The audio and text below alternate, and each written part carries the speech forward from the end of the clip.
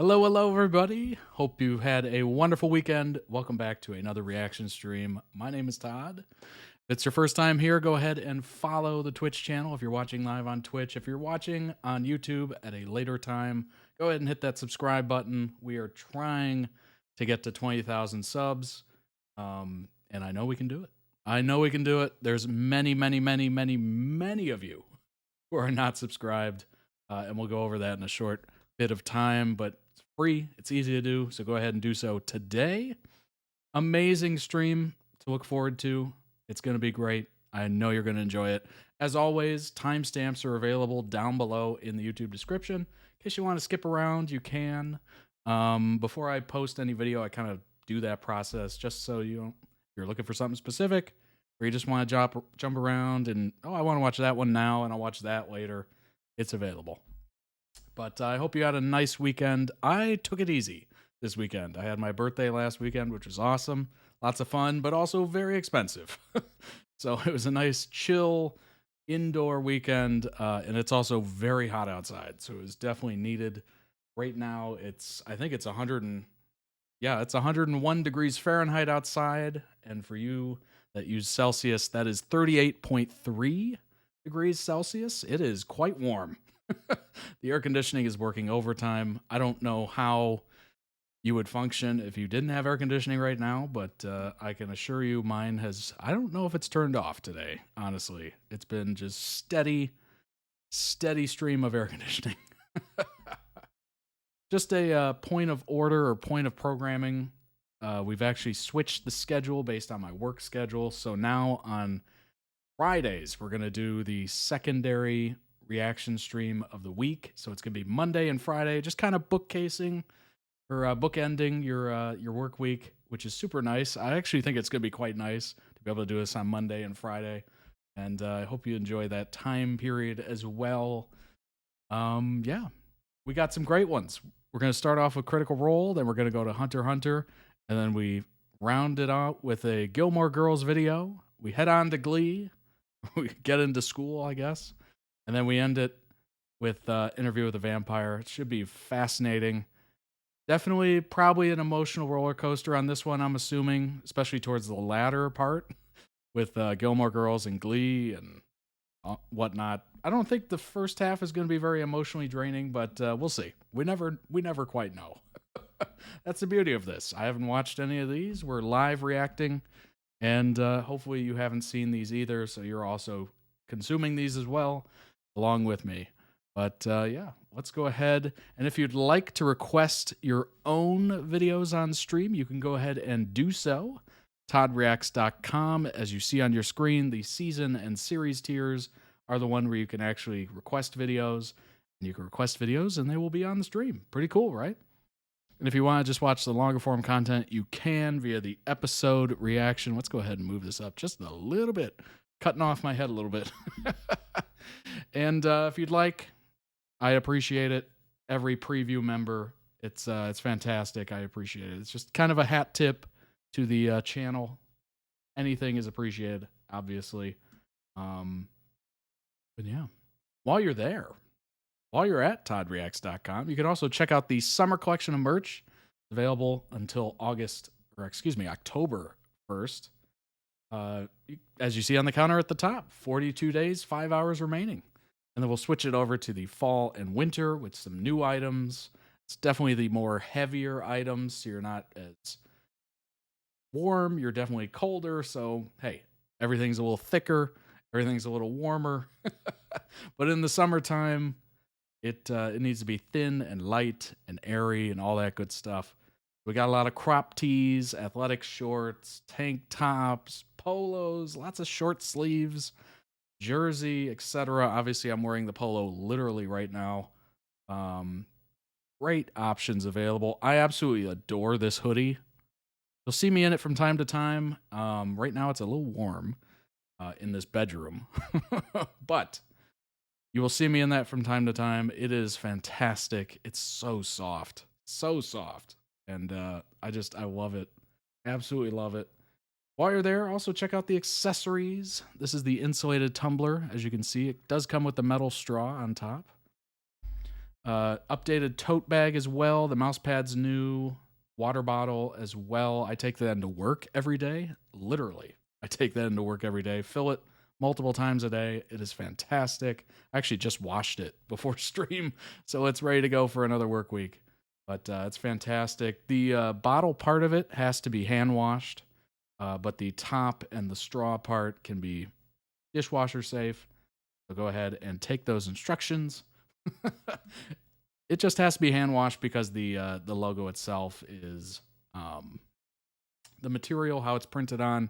It can't withstand the crazy amount of heat in the dishwasher. So you don't want it warped or anything like that. So just hand wash it. Throw blanket is super cozy. When I say soft and cozy, I mean it.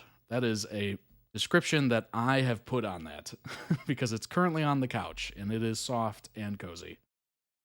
Trucker hat, I wear that pretty much all the time when I'm going out, especially with the sun beating down right now. It's just obnoxious, so I throw on the hat to kind of protect myself a little bit more than would not be if it wasn't there.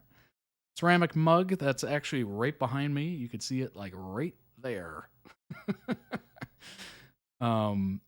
Travel mug, I keep that at work in case I ever want coffee or something like that. It keeps keeps hot drinks hot for up to 3 hours and cold drinks cold for up to 8 hours, I believe. Those numbers might be one number off. It's been a little minute. My mind has a full day of work right now, so I don't know if I'm thinking too clearly, but hey, go ahead and check out the store today. And if you're watching on Twitch and you had no idea this is a YouTube channel, go ahead and check it out. Over 12,600 subscribers currently, over 1,000 videos. So if you're like, wow, where's, I wish there was more videos. I wish there was more, content. There is a ton of content available. Todd Reacts YouTube channel, over 3 years worth. Over 3 years worth. And actually for about a year of that, I was posting 2 videos a day, which was just insane. But I somehow figured that out. As you can tell, we've switched, how these videos are made, and now it's just 2 streams a week, so my brain can rest, and it's not as stressful, needless to say, because when you're shooting and editing 2 videos a day, it is just, your time is just gone, and it becomes very stressful to get those out. But, yeah, check them out. Check out the channel. Subscribe today.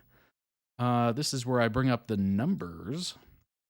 In July, this is actually a look at my analytics. This is a peek behind the curtain, if you will.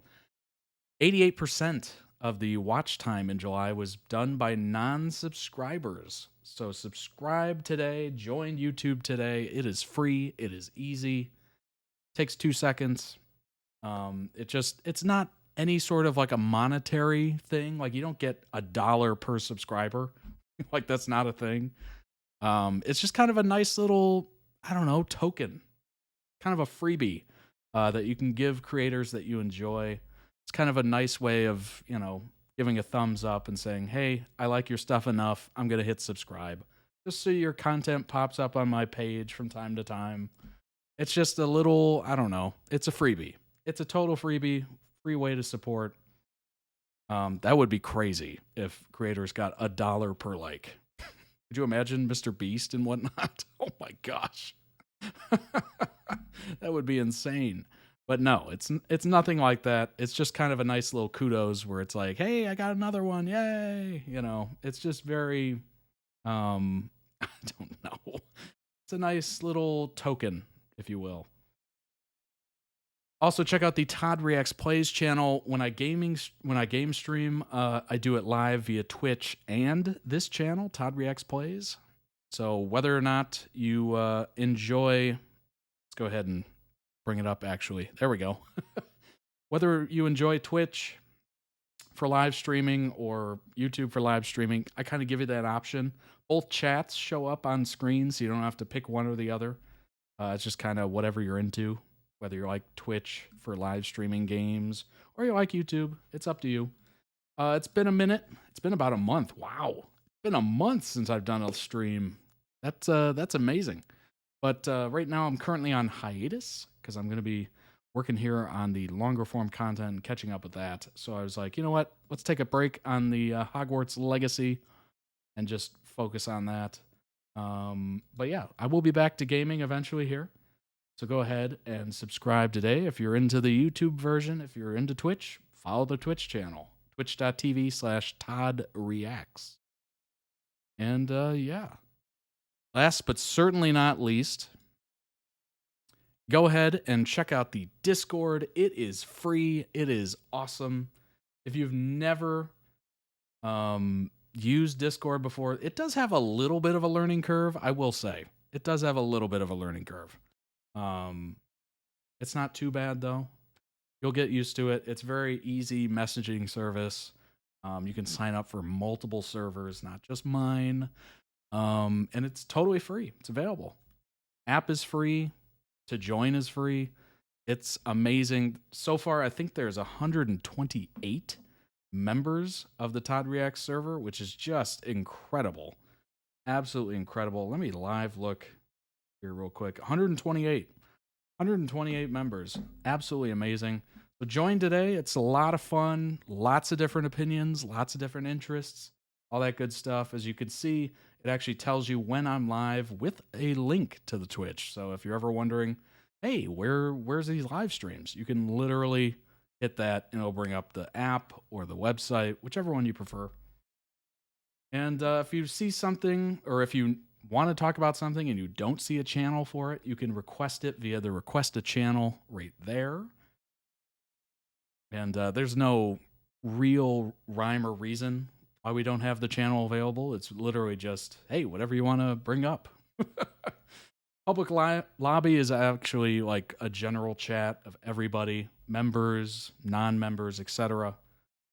Very cool space. Updates from me, that is basically if chat's delayed or it's not happening today, maybe it happens tomorrow, maybe it's a little late or something like that. You'll see those updates. Just a direct, easy way for me to converse with you about status changes. And here is a bunch of fandoms.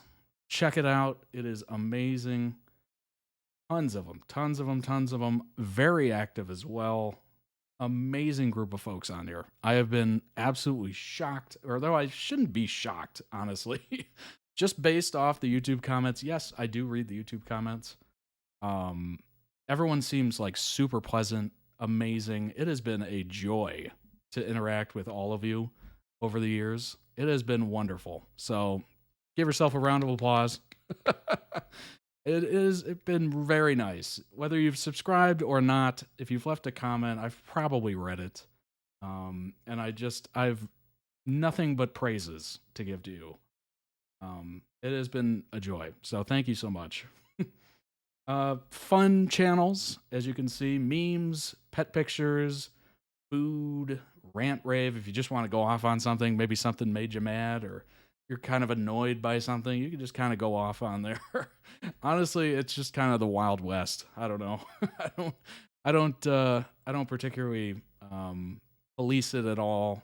There's not a lot of rules to this Discord. There's some, and that's all the way down in the rules section. You can check it out. But yeah, just be nice to people. That's literally rule number 1. Don't spam is another one. That's kind of obvious, right? And if you do spam, we give you your own channel. Spammers only. It kind of sounds like Farmers Only, the dating app. But spammers only.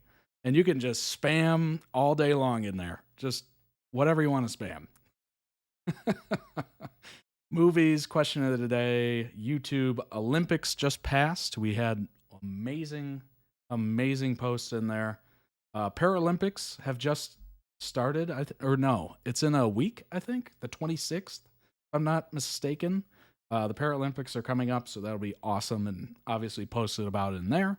So go ahead and join to check that out. TikTok's on my feed. That's kind of just fun. Whatever you come up with on your feed that you think other people enjoy, just post in there. We'll have a good laugh. But yeah, it is a wonderful place. Amazing people. Like I said, over 128 members so far, which is super cool. Super cool. Just growing and growing and growing and becoming this really wonderful online space. So if you're looking for people to talk to, you're looking for people that are interested in what you're interested in, and you want to have conversations and all that good stuff, go ahead and join the Discord. It is free. It's available. It is on the website. It's under every video in the video description. There's a link to it. And it's also on the Twitch profile as well. So it's available everywhere. So go ahead and join today. That would be awesome. I know you'll enjoy it. Everybody is extremely welcoming in there. It's awesome. It's very cool. Let's go ahead and get started. The first video of the day is Laura Bailey is ridiculously good at improv in Critical Role. This should be fascinating. Laura's been very funny in the videos I've reacted to previously, so I'm excited. I'm very excited. I have high expectations. And by the way, this little goal meter here, this is the current amount of followers on Twitch. And what I found out is if you pass that during a stream, it just doesn't do anything. And then when you end the stream and start a new one, it just picks a new number to go to. I was expecting like fireworks, whatever. During the last stream, we crossed it. And I'm like, come on. Nothing? Like no fireworks or anything? Oh. Anyway, let's go ahead and jump into this.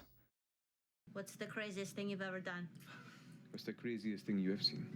Ever in my life? Sure. Sure. Oh shit, I've seen some crazy shit. This one time, I saw a bug carrying a piece of bread that was like 5 times its size. And he was carrying it upstairs, like up, and then he would turn, and then it would go up, and then it would turn. Remlundskan. We could both do prayers of healing. Whenever I hear this one time, I immediately, my millennial brain goes to American Pie. This one time at band camp and whatever follows that. It's just, I don't get it. That movie was what, 1999? And I'm still thinking about it. Yeah, all right, so I'm doing just from those words. Except not, and I'm adding art to this. Okay. I'm going to say I'm doing it too, but I'm not really going to. Count of 3, 1. Also, have you ever seen that video of the rat carrying the piece of pizza? It went like global viral. I think it was in New York City or something like that. It is just a wonderful video. You're just so happy for the rat. You're like, all right, got a nice slice of pie, as they call it. 2. That's 14 points. 14 points, everybody. Dear traveler, please heal everyone. Do you guys feel better? I do, actually. Thank you. Headphones, dear. You fucked some random woman in a city you passed through. And you expect us to feel sorry for you? You should have left us to You be with pulled our us mother away when for- she died. For nothing. Why? Why pull us away from her if you had no love? We would have been happy with her. Because I had hope that you would be worth more, given that you had my blood in your veins, than to waste away in some small hovel. If I could pull Dang. the blood of you from my veins and give it back, I would. I want no part of you. At this point, That improv was incredible. Oh my gosh. That was like it was written down. That was beautiful. A voice creeps into your mind, Jester. I'm so glad you decided to come. We were somewhat worried I'd scared you off. It would seem curiosity always wins. And that's all you hear. You can respond if you'd like. Are you pooping? It was the drama behind it that made it. Sold it. return momentarily. Do not move or make any sort of aggressive actions, please. What about just like dancing? Can we just dance? If our hands are down at our sides the whole time? They all check in with eye contact once more. I think that would be allowed. Yeah. All right, we'll be here. Waiting. Commence. Turns around and walks onto the ship. And silently walk in while he's bathing. And I sit in the bath on the other side and just stare for a minute. You know you're getting weirder. Don't say another word. I show him my ass and I leave. As soon as he leaves, I come up from the water and go, oh! Oh, right. I've seen that before.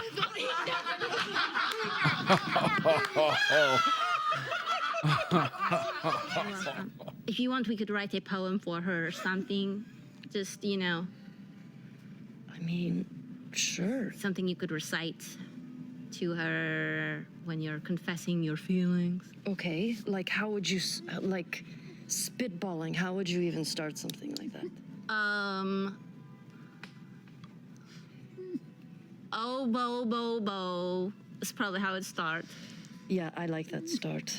Oh, bo. Good anime. Eyes so blue and hair so shorn on the sides. Yeah, that's good. Okay, eyes so blue, hair shorn. Abs, so many. Her abs, there's so many of them. So many abs. But frame, so small. Frame so small. I'm gonna send her a message now if you want. Just all abs. Yeah, okay. I'm going to send her a message.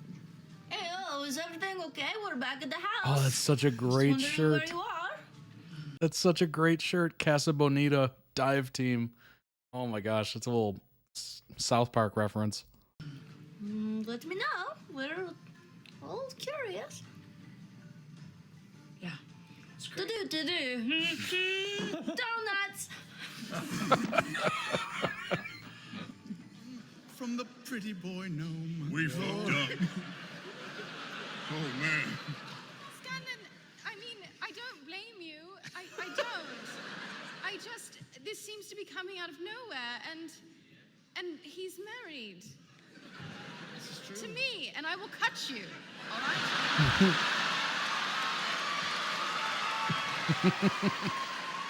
Bo. What? Those tarot card readers know what they're doing. Think of Molly. He was so smart. They can... Molly knew things. He said, when I asked him, I'm searching for something, and he's like, you already know about it, and we already did. Ooh, that's true. He knew the gentleman was my dad. I'm just saying, like, you know, if you just kind of gamble on being right, sometimes you'll be right. And I think that was Molly's game. I don't like thinking about it like that. He was just brilliant. Well, he was brilliant. And he saw into the future. And he was basically a god. 25 words. Yes. So Funny 'cause it's true. we're safe. We're safe. Question. Question. Where was tripod made? Don't plan. Just go for Gave it. to you. I'm gonna send a message to Yeza. for? Stop it. Okay. Just omit all the verbs. Talk like a caveman. Hey, we're safe. Ow. Tripod. Who made? Where from? What for?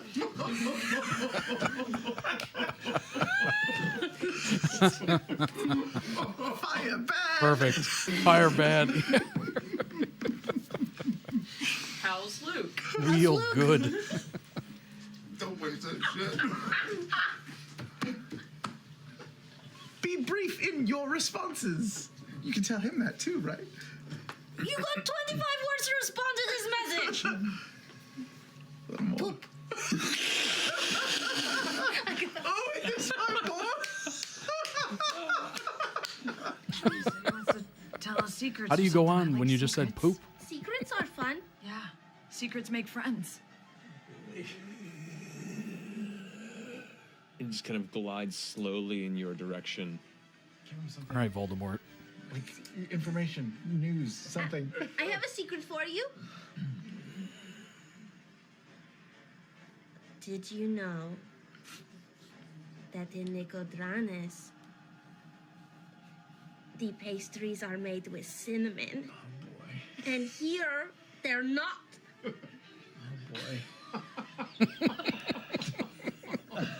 Her hands are around the orb right now. Her eyes are darting. I love the fact Laura literally always throws a wrench into the story and tries to break, I assume tries to break math or tries to break math or something.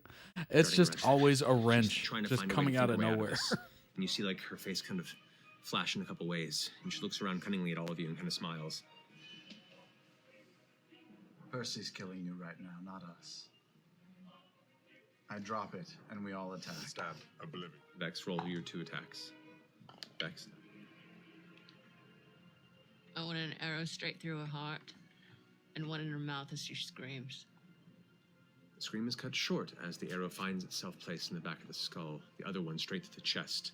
Grog, your blade cuts through the midsection as the other grasping vine pulls the lower half down. Ripley is entirely torn asunder in a final silent scream.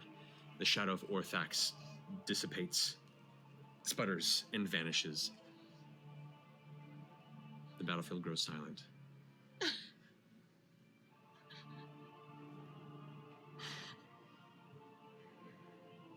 You all turn and look back over your shoulder and see the still body of Percy against the tree trunks over there.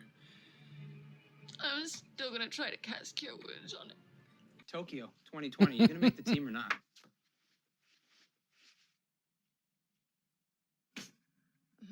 Wow, rooting for you. Amazing, just amazing. Now, you are famously single and have been living that life for many, many years, just a girl on the town. What is that like? It's great. Yeah, I love it. I love it being single and going to bars and dancing at clubs. It's fun. Oh man, vicariously living through you, just living through you vicariously. Absolutely wonderful. Pulls out like a little stone tower that you've seen once or twice, and I hold it up and wave fingers at 3 points in front of your face and cast tongues on Chester. So you can understand any spoken language you hear. Awesome. Okay, I'm going. Can you understand what I'm saying right now? What the shit? What happened to your accent, Caleb? I don't have an accent. This is flawless Zemnian. Does that mean I'm speaking Zemnian? Does that mean I'm speaking Zemnian? Have we a deal? As she leans forward, seeming to consume the interior of the chamber, looming over and down upon you, the one lengthy hand reaching out like this. Well, hold on. Maybe before we make the deal, I can eat one last cupcake. You know, since I won't be able to do it.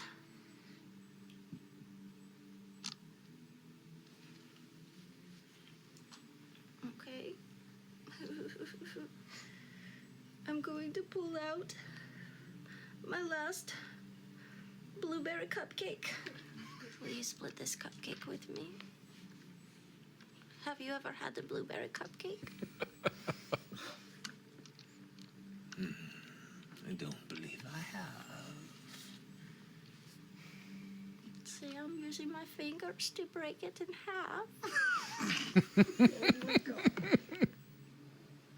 Make a persuasion check.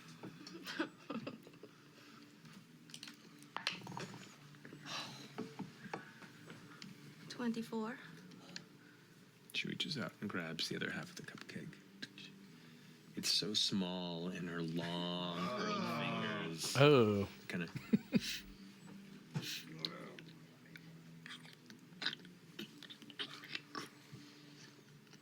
That was sprinkled with the dust of deliciousness. Okay. And I'm going to cast Modify Acceptance memory. of okay. Did I succeed? Yep.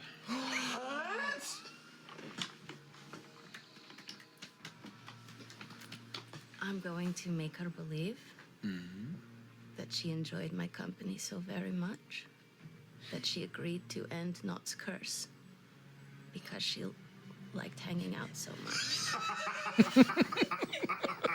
And she hasn't had good company in a very long time. Laura fucking Bailey. I get done with telling her that and I just start going, oh my god, you are so funny.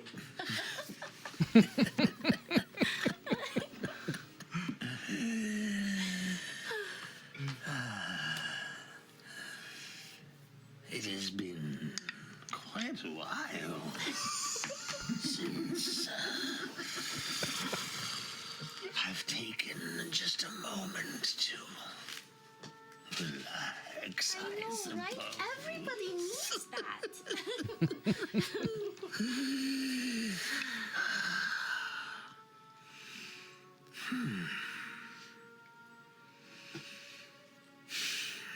Strange day. I know, but thank you so much.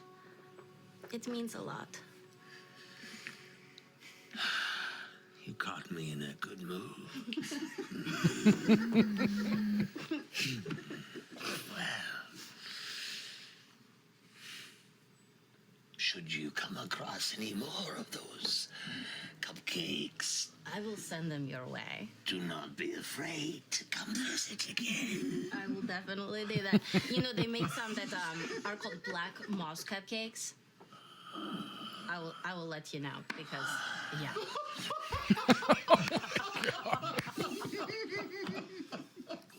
This exchange is ridiculous. It's amazing. Yeah, as it is, it's getting dark outside. Is there anything else I can help you with? Something that you've always wanted? Just your company, you know. Thank you. Should I send my friend Not in, or is it just? Do you need to see her? Oh, it's fine. You see the hand kind of wave past, and these shadows of the room grow extremely dark. The lantern fights to maintain a flame, and then it slowly expands back out. A deal is a deal. This has been fun.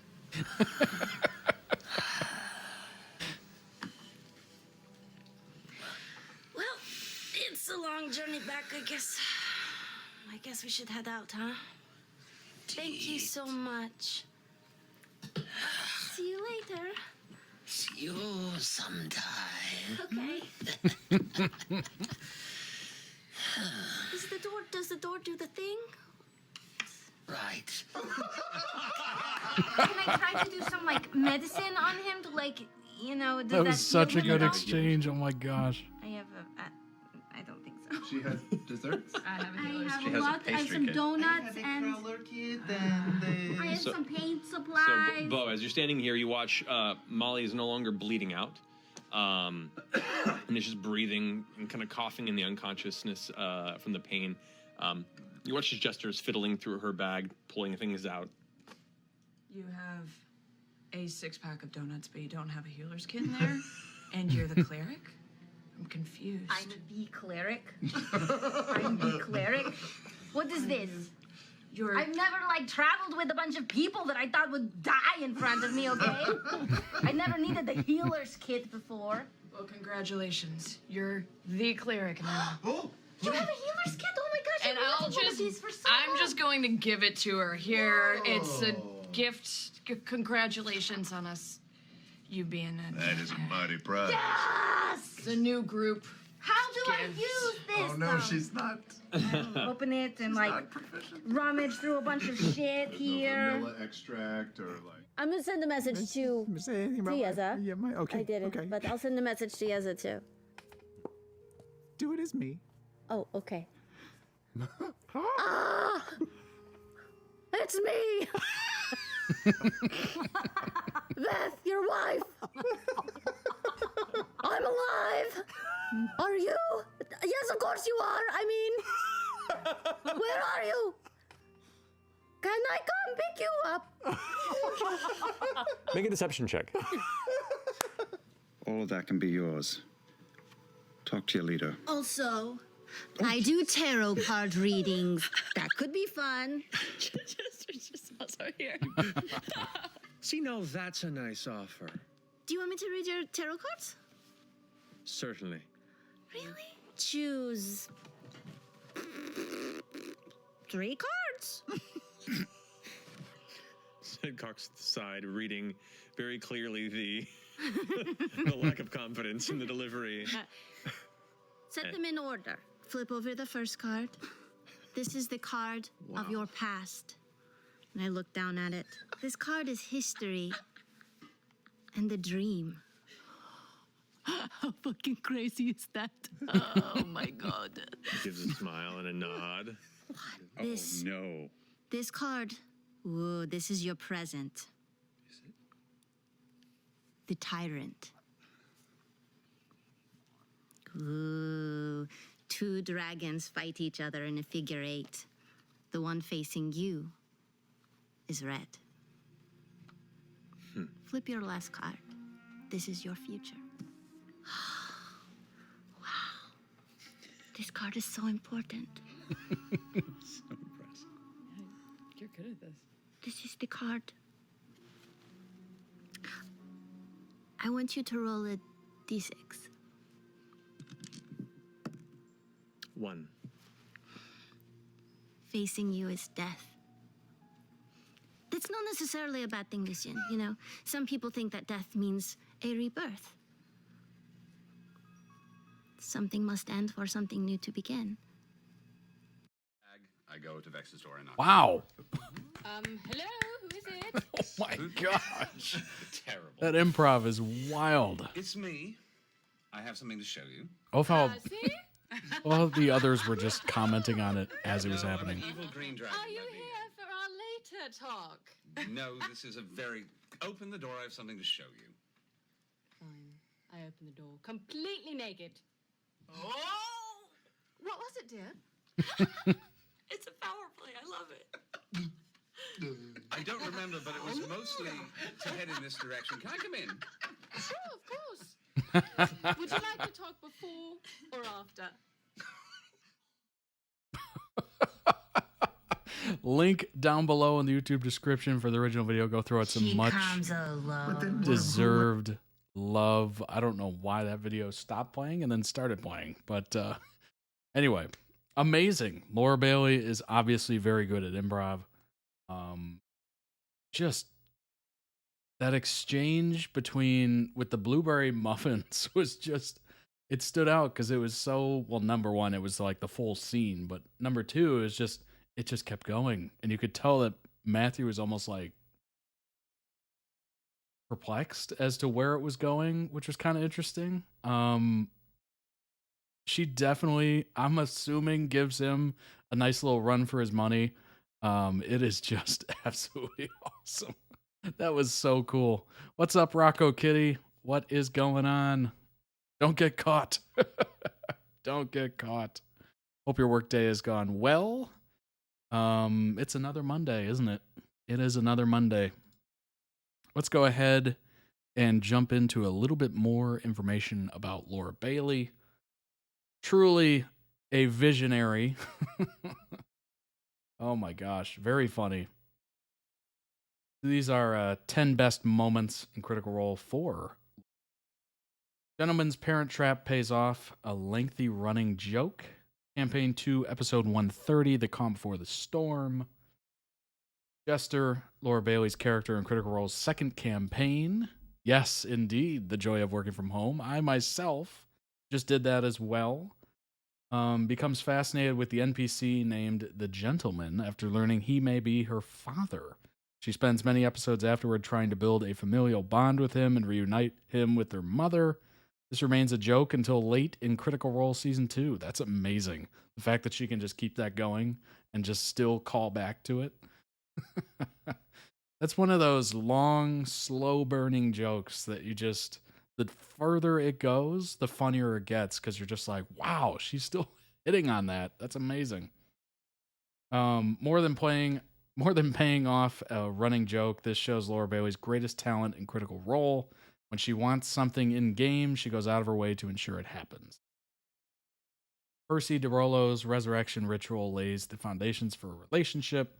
Campaign 1 sees episode 69, Pass Through Fire.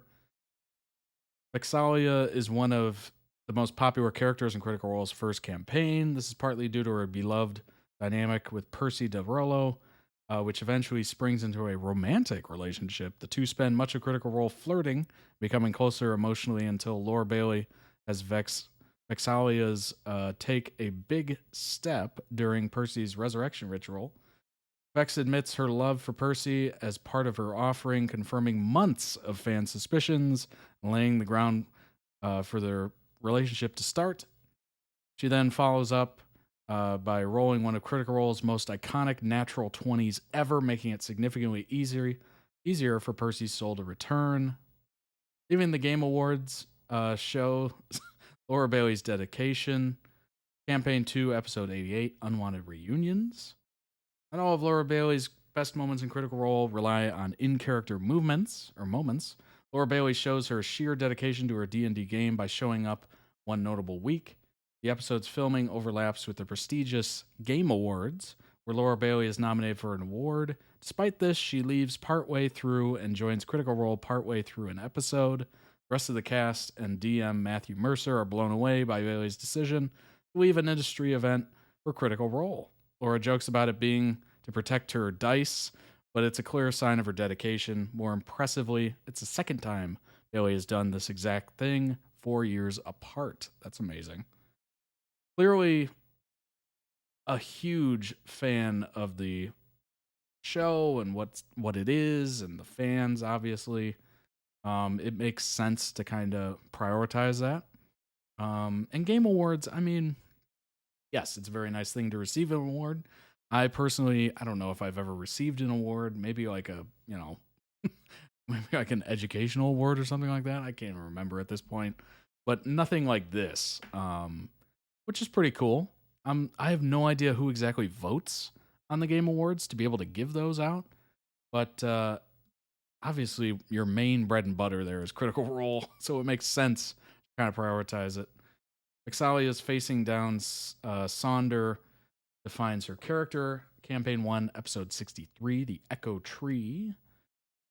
Vex'ahlia doesn't get a lengthy character arc dedicated to her in Critical Role's first campaign. However, Vox Machina's trip to the Feywild helps her overcome some of her personal demons and become a better version of herself. The final step of her development comes when she faces off against Sonder for the bow and thrust. Sonder offers Vex power if she gives him her heart, claiming that the two have a kinship through similar experiences. Vex, despite her infamous greed, doesn't even consider the offer. She begins one of Critical Role's more daunting boss fights in seconds. Vex's refusal of Sonder is one of the character's most iconic moments. Number 6, Jester's tarot reading is eerily shit. Oh gosh, we literally just saw that. That tarot reading was absolutely amazing. That was so cool. Jester offers to perform a tarot reading for Lucian as part of the complex negotiations between the two groups. It's an inspired choice from Bailey, tying into Molly Mock's former occupation in life. What makes it more impressive is that the cards chosen reflect Lucian's story to an impressive degree, including his future. That is so cool. That is really neat. Yeah, that was such a great exchange between her and Matt. Oh my gosh. Obviously showcasing those improv skills like crazy. Stealing the Broom is contentious and iconic. Campaign 1, Episode 46, Cindergrove Revisited. One of Bailey's most iconic moments as Vex is also one of Critical Role's most controversial moments by far. Guest character Gurn joins Vox Machina for an episode, bringing a flying broom with him. Interesting. Both Vex and Bailey herself have a preoccupation with flight in D&D, especially after the loss of Vex's flying carpet. Vex steals the broom from Gurn before he leaves. It becomes one of her iconic items throughout Critical Role's first campaign. However, it's controversial among the fan base and the case themselves due to a cast. I'm pretty sure that meant to say cast themselves. Due to breaking an unwritten rule of D&D and stealing from the party. Ooh. Whether it's justified or not, it's undeniably one of the most memorable moments. Before vandalizing a Bahamut sums up Jester's chaos. Jester is far and away Laura Bailey's most chaotic character, one of the most unpredictable. One of the best episodes of chaos she has occurs in a low adventure downtime Critical Role episode. Jester enlists Not to help her desecrate temples in Zadash to try and impress her god, the Traveler. This seemingly low-key task turns into one of the most tense chases in all of Critical Role's second campaign. Several devotees of the Platinum Dragon catch Jester, painting his statue. Jester has to go through her impressive spell list to escape the fallout of her prank, leaving most of the cast in stitches. I'm sure that's funny. The bathtub is a beloved piece of improvisation. Oh, yeah. That was in that video as well.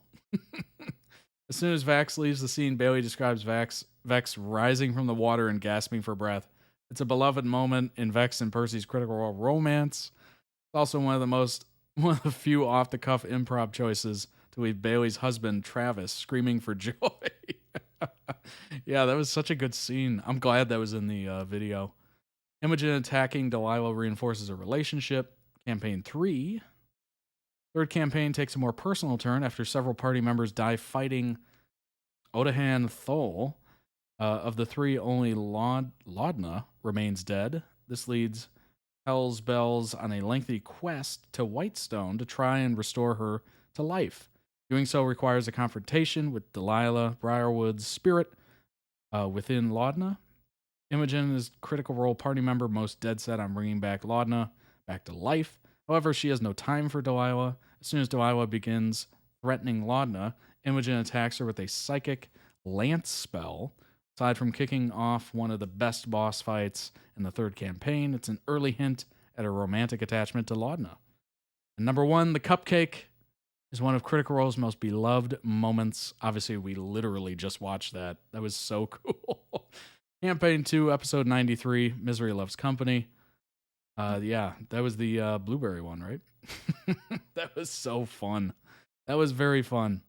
And I love how the other cast is just commenting on how good it is as it's happening. You could tell it kind of threw Laura like off her game for like a half second, and then she found it again, but that was very funny. Oh my gosh. Dust of deliciousness, yes. Dust of deliciousness. There's been some meals I wish I could have sprinkled some dust of deliciousness on that were not too great. Oh my gosh. What an interesting list there. Laura Bailey talks Critical Role downfall and becoming a god. Let's see here. Let's make this a little bigger so it's easier to read. May not have invented the idea of watching several of the most talented vocal performers of an era weave an epic narrative through a collaborative storytelling game, but they've virtually perfected it.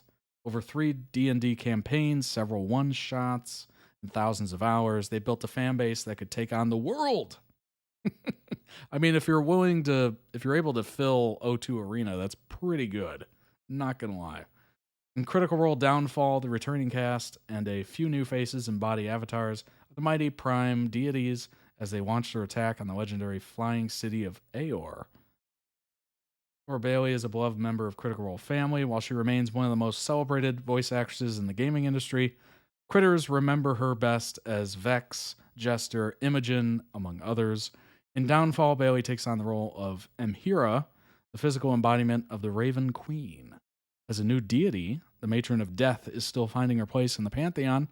Downfall sees Laura Bailey portray a level 20 warlock using her character's own divine form as a patron.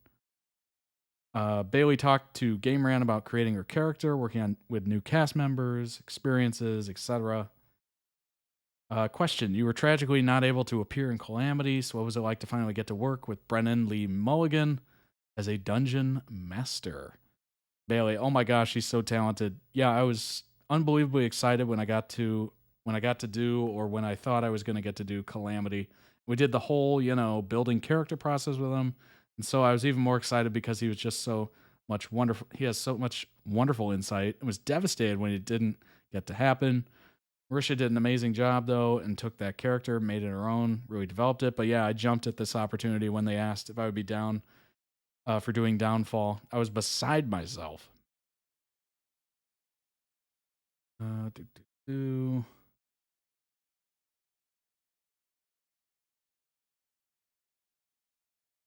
did that impact building the characters mechanically with you stepping in with really powerful level 20 characters?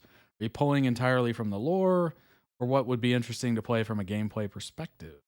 Everything was on the table, right? Brennan, when he threw out, he was like, you guys are going to be level 20. He also said, anything you really think of that you want to do, just pitch it to me. We could probably make it work because you're gods. You can do whatever you want. With that freedom, it's a little overwhelming, you know. I haven't played a lot of level 20 characters to begin with. And then I picked Warlock, which I'd never played at level 20. So yeah, I was really looking forward to it and going, how does this work for her? Why would she choose Warlock?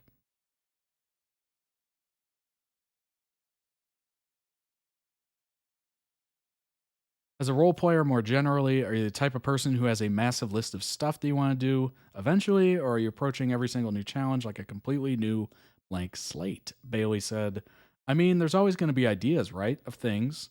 That looks really cool. I want to get to play that. But then each time a new campaign comes up or a new game comes up, all that goes out the window and you start focusing on that campaign. And I tend to, this is so dumb, I think about it like physically, what I want them to be sometimes. Then how do I fill that out? How does that make sense? You know, literally with Imogen, my starting point was I wanted her to have pastel hair. Where do I go with that? And I had come up with like a whole bunch of different characters that could have this kind of appearance, and then ended up with Imogen. So yeah, with the matron, I thought it would be really fun to make her avatar something that looked really soft and almost innocent and gentle, so it'd be more of a contrast when she did reveal that matron form. That's awesome. That's really cool. From Critical Role. All right, here we go. From Critical Role to a catwalk, Laura Bailey talks creators in fashion. When people think of Critical Role in fashion, it often comes with a discussion about passionate fans sharing their amazing cosplays of D&D characters from the show. Merchandise is a big economic driver of any media, and this show is no different. ToddReacts.com. Walk into a friendly local game store or the halls of a gaming convention. There will be plenty of shirts, dice bags, and other items featuring the logo or Matt Mercer's famous Dungeon Master catchphrase, how do you want to this? The official items come from one of the cast members of the show. Besides her camera work, Laura Bailey has been in charge of the Critical Role merchandise from the beginning. It all started with a single t-shirt they thought would never sell. In a couple minutes, they were sold out on the stream. It was instantaneous, which was amazing. Realized maybe we can make some other t-shirts. Back then, everyone was pitching in on different aspects of the growing show. The performers knew they had to divide up the work to help the show get bigger. Travis was named CEO. Bailey was put in charge of creating merch. It's grown and grown and grown, said Bailey. It's probably good that we only did 100 t-shirts at the time because we were shipping them out. Oh my gosh. You're wondering about the Todd Reacts merch. It's actually packaged and shipped out via the company that makes it. I design it, they make it, and they ship it and handle all that good stuff. So I can't imagine individually shipping each and everything. That'd be wild. We hand addressed every single envelope and shipped them from our dining room. The whole cast was sitting around and doodling on the envelopes. We've gone from that to 6-7 warehouses throughout the world, now shipping out our merchandise. Exactly. She'll be taking part. She did take part, April 25th of this year. Creators in Fashion event of the on the Style Theory YouTube channel. The stream was hosted by Matt Pat. Special live show commentary by Rosanna Pansino. They approached us and we jumped at the chance. It was such a unique experience. We've never done anything like this before, and we've really never had a chance to showcase our clothing pieces in a way like this, where it's all been seen cohesively. So yeah, we were just super excited. Creators and Fashions featured creators combined reach of more than 155 million subscribers, or half of Mr. Beast's audience. including Critical Role, graphic artist CHC, Popflex, and blog Elades, founder Casey Ho, adventure enthusiast Yes Theory, and more. I've definitely watched a few Yes Theory videos. They're amazing. If you haven't checked it out, definitely check it out. They just travel all over the world doing unbelievable stuff. Some of the people that will be walking are models that we are working with on the day. And the majority of the people walking in our looks are people that are at Critical Role. Employees wear this stuff every single day, and it's going to be so much fun to see them walking the runway. Yeah, that's so cool. Obviously, I didn't get invited, which is a shame. But, you know, if I ever am invited, I would love to do it. I would love to walk in the polo. Be happy to do so. Honored, if you will. But, yeah, that's really cool. That is really neat. Excellent. Laura Bailey, just an expert at improv. Great scenes there, especially the muffin scene is just fantastic. That is so wonderful. Let's go ahead and jump into the second video of the day. It is everyone being impressed by, oh gosh, I'm going to butcher these names again. Kahlua and Gon for 12 minutes straight. This is obviously from HunterxHunter.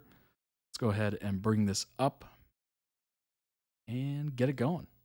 Look at the size of it. That's a master of the swamp. Wow. Make sure this audio's up. It is. It was Gon's dad who caught him last time, right? Like father, like son. Gon really did it. He actually caught the master. Mito, over here. Huh? Kurapika, come back! I'm intrigued by the captain's advice, but even more so by Gon's behavior. I'm curious to see what he'll do. Gon's behavior. Even in pitch darkness, he can still see and keep pace with such a faint shadow. Impressive. Hey, come here, you dumb kitty girl! What? What? This kid's fast. And finally, Mr. Gon. Yes. Your superhuman physical ability and your powers of observation defy logic. You too are worthy to take the Hunter exam. All right. I think this juice might have gone bad, Mr. Tompa. It tastes funny. Impossible. That laxative is flavorless and odorless. I don't know if I'm just nervous, but I really am thirsty. Oh, of course.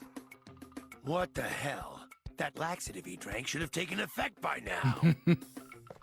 What's up with this kid? It's only a laxative, but still. If the kid drinks that much, he could die of dehydration. Oh my gosh. Worried? Well, don't be. I'll be fine. I've trained for this. Poisons don't hurt me. Impossible. That kid was actually able to tell what was in the juice? But if he knew, then why the hell did he drink it? Number 99, Killua. Killua and Gon. Gon! Not bad, little boy. Is that a fishing pole? How original.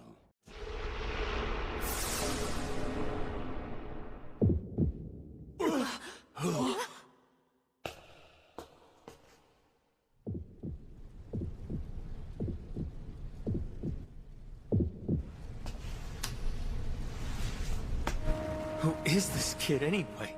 That's all? You don't want to know. Honest, I did manipulate my body some. Made it a lot easier. Whoa! Your nails! Oh, wow! You're number 198, huh? No way! Up there!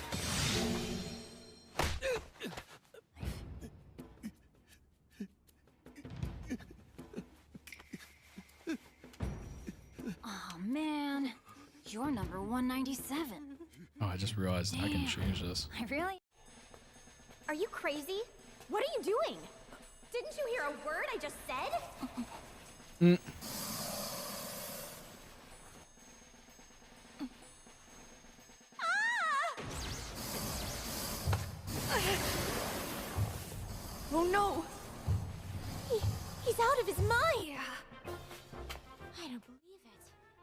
He jumped into a nest of snakes looking for an antidote. Oh, this? Yeah, it's broken. He is interesting. I can understand your concern for his future. Oh, this? It's You broken. didn't have to kill him. With your skills, you could have made him surrender. Somehow. When you're in pain, your eyes show a gleam of hostility toward the person responsible. Even with the most extensive training and discipline, that sign of rage is difficult to suppress. But Gon's eyes had no such gleam. Can you believe that?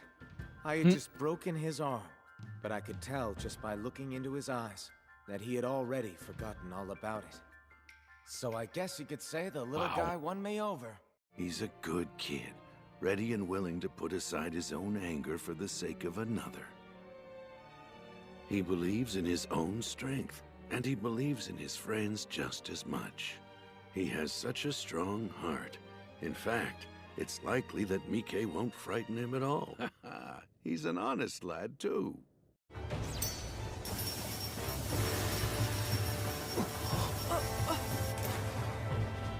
Now, which one of us has it? That guy. Right behind me. That guy.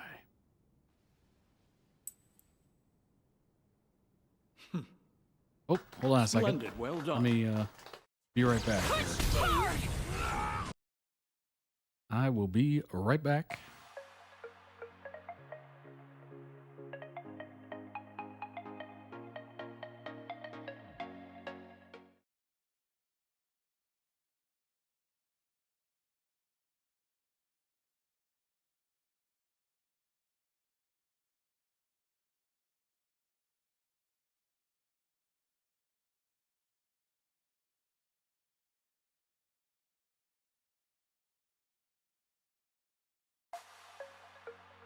Be right back, everybody.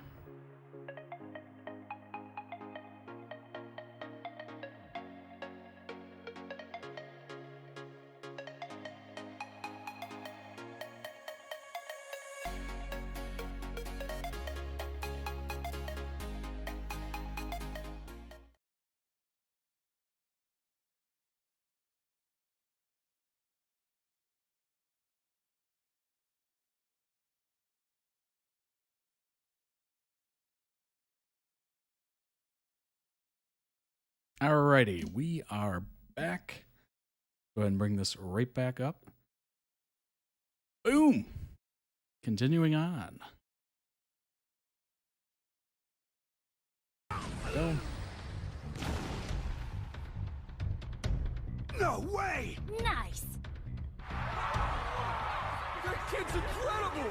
What crazy power! Great job! Look at that! That first kid's not the only one who's a beast! Boy, this says you've already been to the 200th floor. Yes. I must Hello, admit, Willow. I'm impressed. Their senses the Critical are Role was amazing. actually the first video. It was the previous Perhaps video. it's a product of the environments in which they were raised, but their innate gifts are also a factor. These boys are incredible. They didn't even need me to tell them that a natural stance would be the most effective. They've mastered the technique after only a few simple directions. No, it'll It's be posted to magnificent YouTube. I promise. terrifying. Do you see what happens when you break your promises? If you do, open your eyes. Whoa. Look at me in the mirror and listen carefully. You're wrong. Whoa. It doesn't really matter what your abilities are. There's no rush. You see, I can always get to you. Whenever and wherever Look I at the want. wheels on that. At night when you're sound asleep in your bed. Like monster truck When you're wheels. taking a crap. As I was saying, cheating is a terrible idea. A fair fight is the way to go. Right. This show has those moments where you're just like, whoa, wasn't So expecting sweet. that. You're right. It tastes like honey. Excellent.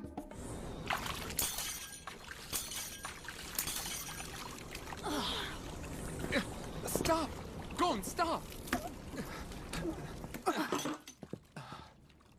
The water increased so forcefully it cracked the glass.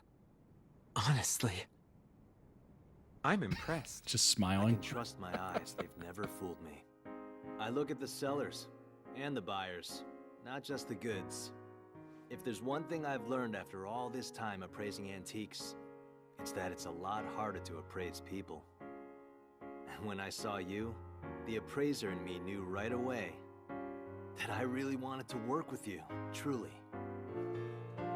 I think I get it now. Why this kid intrigued me. I didn't see a hint of disapproval or greed on his face. Not one. But what I did see was pure curiosity. If something impresses him, he doesn't start judging whether it's good or bad. Which means he's walking a fine line. He's that rare kind of person who can never truly be appraised. Wow. It's kind of amazing how much story arc they give, or perspective they give these side characters. Like, all of a sudden you're in their head and how they perceive Gon and Kiowa. It's just like, it's odd. Like, I've never quite seen anything like that, where it shifts over to some side character and then all of a sudden you're just viewing the main characters. That is interesting. What the hell is wrong with you? You want to join the spiders? Usually most stories are told through the perspective of, you know, certain people, and it just kind of stays that way. He changed his aura into electricity. It's possible in theory, of course, but the fact that he learned it from scratch in only 4 days is unbelievable. But this technique couldn't have fully developed overnight. You would have to be exposed to enormous amounts of electricity. It would take years. Years. That big sound was you, wasn't it? Yup! Honestly, those two kids are really something else. It's Took putting it you mildly. long enough. It's already been a full hour and a half. What are the others doing? They're all asleep. Huh? Whoa. It just took me a little while to collect all the badges. 16 meters, 80 centimeters. That's so amazing. Ready, go! Huh? They broke my personal record without even trying. How much did they improve in such a short amount of time? That's very impressive. Damn it. In overall combat ability, I should be stronger than those two by a long shot. But in basics like agility and reflexes, I simply can't compete. His aura is so immense. That's what she said. Sorry, I had to go for that.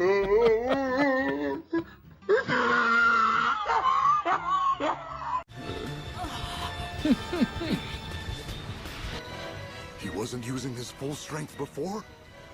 The amount of praise they put on these characters is amazing. He's a monster. Just You should throwing be it at proud, him. Jean. This kid's your son. There's no doubt about it. Time to get serious. Come on and fight me. What is wrong with this brat? He's completely insane. Pretend I'm the enemy who I do did like the all fact that to you get, Kite. you know, that perspective of how other people are feeling in the moment. It's kind of nice. As opposed to just leaving it up for interpretation.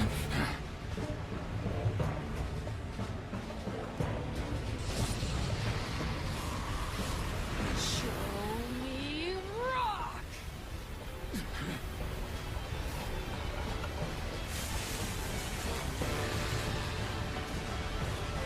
Gon's a little hurricane.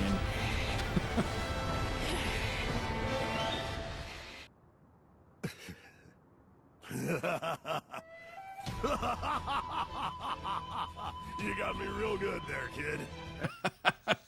You got me real good there, kid. I only need a minute.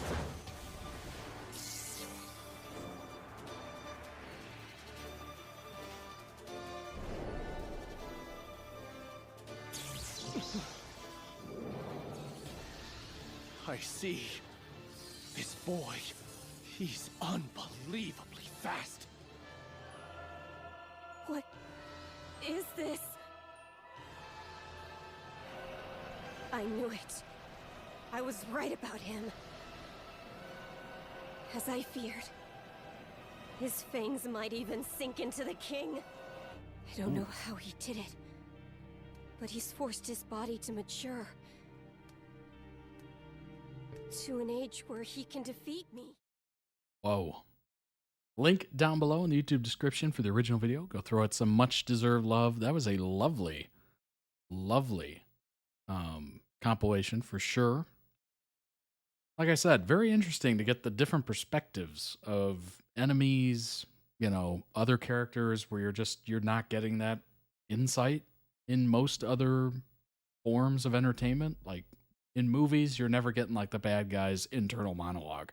You're just kind of given the circumstances, the actions of the bad guy, and you're just kind of inferring what's going on in their head. Maybe they'll say it, you know, maybe they'll kind of offer a little tidbit here and there, but you're not getting full thoughts of, you know, what they feel about the main characters, all that stuff, praise for the main characters. Like that is very interesting. I don't mind it. I think it's kind of interesting. Sometimes it can probably be a little much, but you know, they have that kind of self-realization in the moment. I don't think that's I like to think that's probably not going through most people's heads.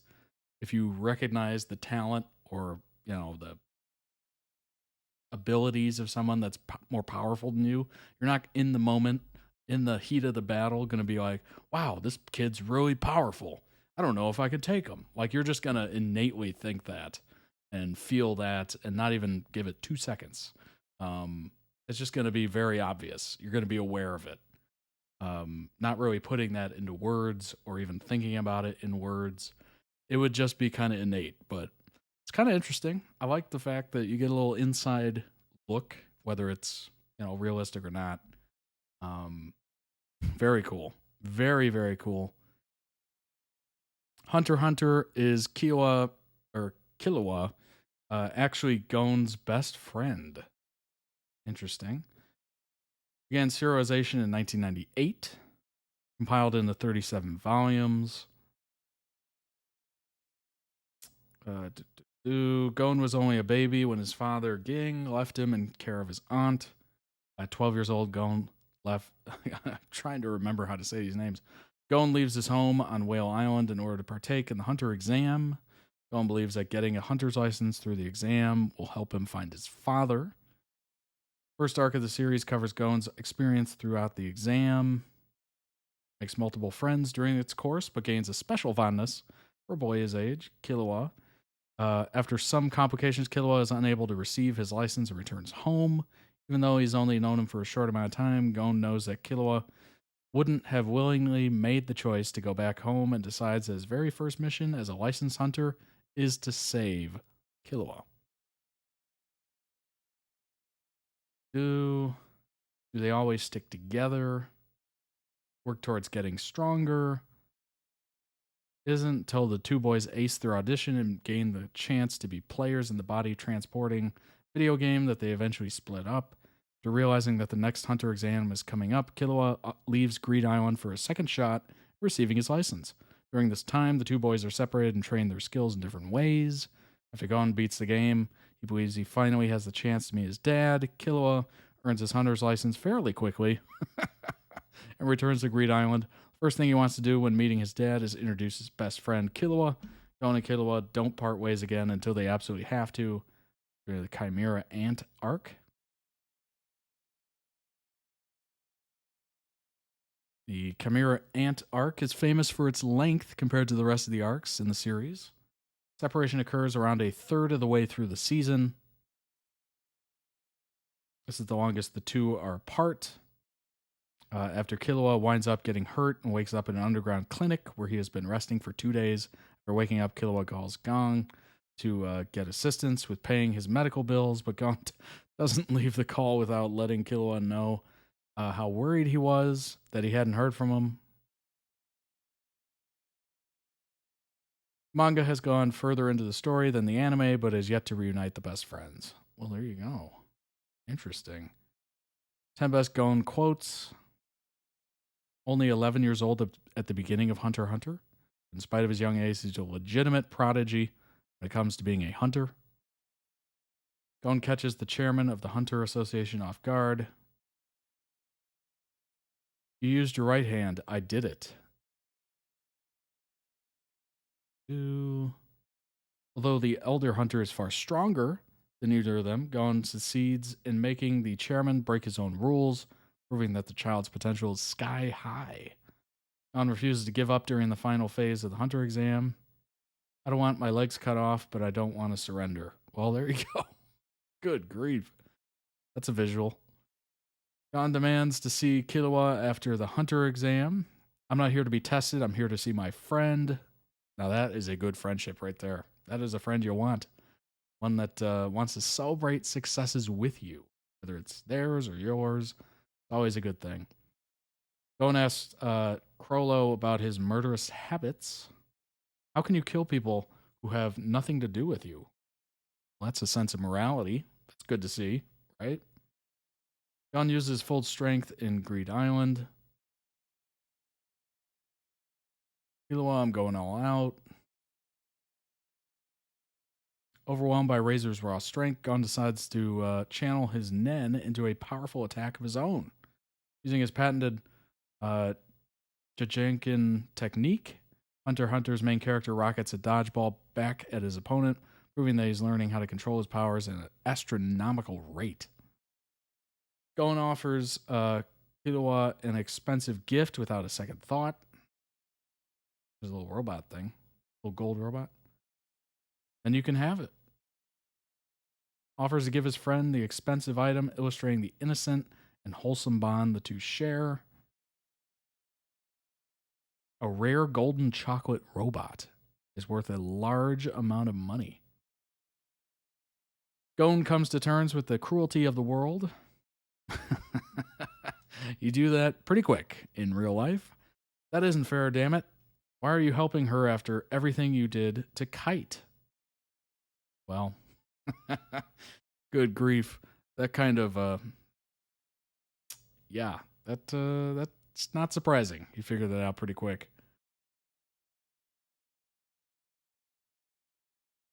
Quote not only communicates his rage, but also captures his newfound sense of maturity, which develops in earnest throughout the Chimera Ant arc. Gon sacrifices his future to enact personal justice. I don't care if this is the end, so I'll use everything. Gon's final words before ascending to his full power are bone-chilling. They convey all the rage and anguish that has been inflicted upon him by the Chimera Ants. While the loss of his Nen is a massive setback, its annihilation of Neferpitu will always stand as one of the greatest scenes in shonen history. Yeah, he looks jacked and old now. What happened? Gon doubles down on his friendship with Killua when they part ways. No matter where we go, we'll always be friends. Now that's great. That is great. Gon finally asks his dad the question on his mind. Episode 148. That's huge. Can I ask you something? What is it that you want? That is an interesting question.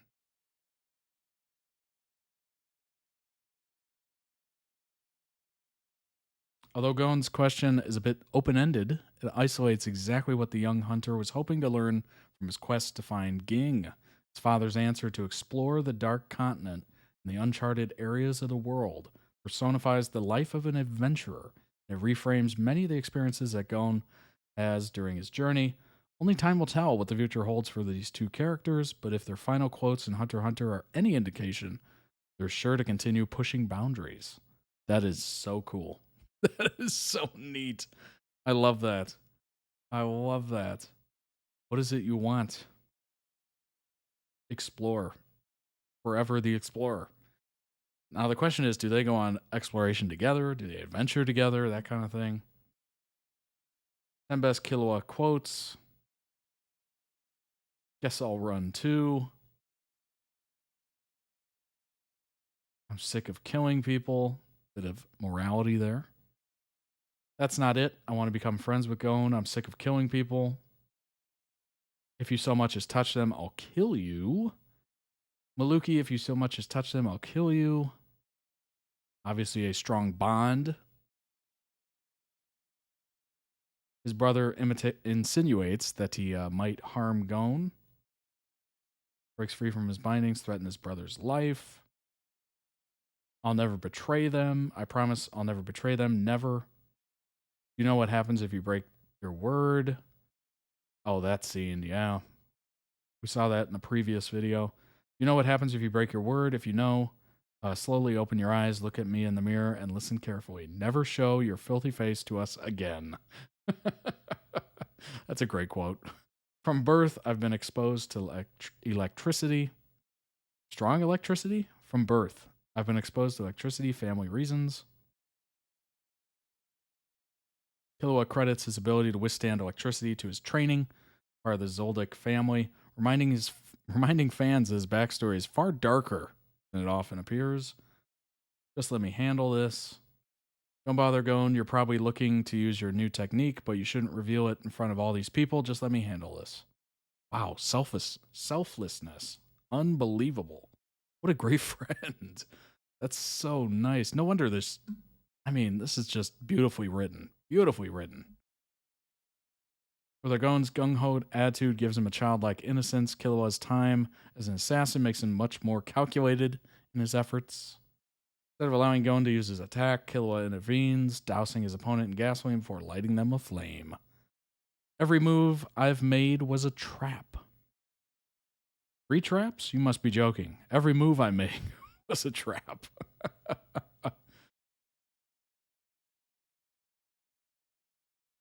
Wow. Which the young hunter replies that his preparation extends much further than 3 traps. I don't want to lose him. Gon is my best friend. In an act of firm rebellion, Killua doubles down on his friendship with Gon, removes the needle from his head, and defeats his opponent. Killua's kind words about his relationship with Gon are a sterling reflection of his character, and they demonstrate what separates him from the rest of the Zoldyck family. Gon, I should thank you. I'm the one who is glad that I got to know you. Dang, what a brotherhood right there. Unbelievable. Without Gon, there's a strong chance that Killua would have never truly gained independence from the family. His past was full of pain and suffering. Thanks to HunterxHunter protagonist, Killua may very well be able to change his family's legacy. I will add, for the better. For the better. It's Gon stronger than Killua in HunterxHunter.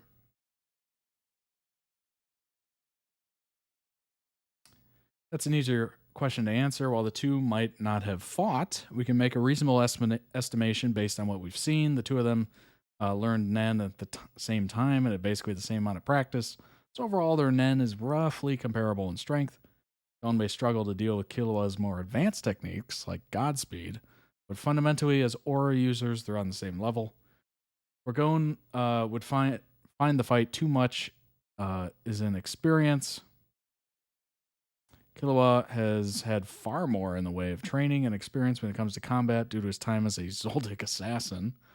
Killua is also much better able to use a strategy and tactics against his foe than Gon, who does have impressive instincts, but is not the genius that Killua is. Killua would probably win in a fight. Mindset, certainly. Gon's full power. Yeah, that's true. That is interesting. That is an interesting discussion topic. I'm sure that would cause quite the discussion to break out for sure. Oh my gosh. Have it down below in the comments if you want to. That'd be interesting to read. I do read the comments, certainly. I don't respond to all the comments, but I do read them. That is for sure. Typically when I read them, I give it a little heart. That never means I actually agree with what's being said. That always means that I've read it. So don't take it a different way, but yeah, it basically just means I've read the comment, I've seen it, and I have read some comments that let's see. I've read some comments that I haven't left a heart with, and it's usually because it's just a link or something like that, which probably doesn't deserve a heart. But if I leave a heart on your comment, that means I have absolutely read it.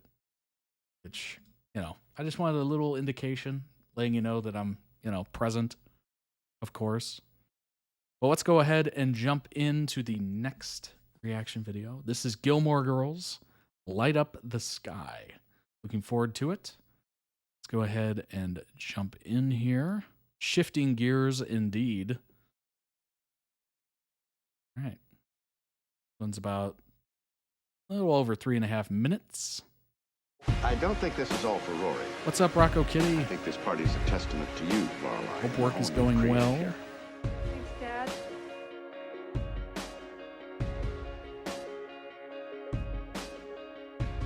When I'm feeling all alone, it's so far to go. The signs are nowhere on this road, guiding me home. When the night is closing in, it's falling on my skin. Oh God, will you come close? Oh my God! You light up the sky. You light up the sky to show me you are with me. I can't deny. Thank you, Mom. You are my guidepost for everything. Right here with me. You've opened my eyes so I can see you all around. That's not her. Oh. You're right. It's a boy. You are with me.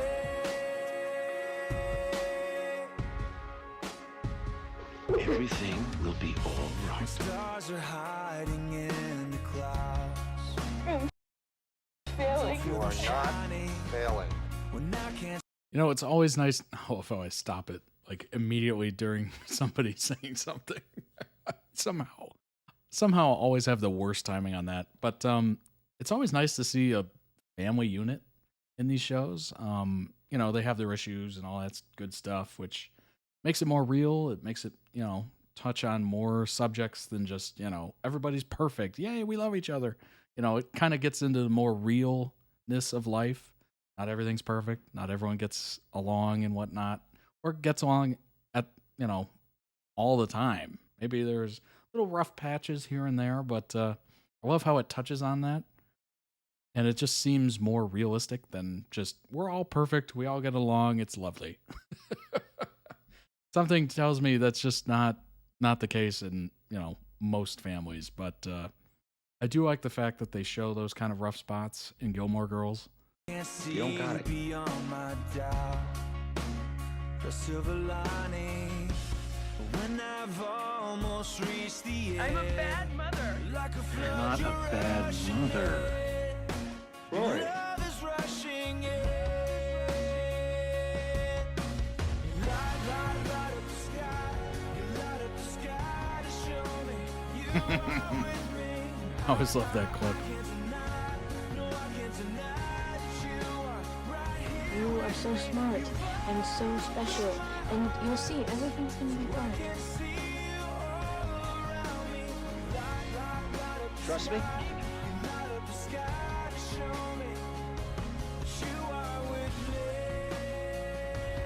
Kid, you have no idea. So I'll run straight into your arms. You're the bright and morning sun. To show you love, there's nothing you won't do. You light up the sky. You light up the sky. Like to see you happy. You made me an ice rink.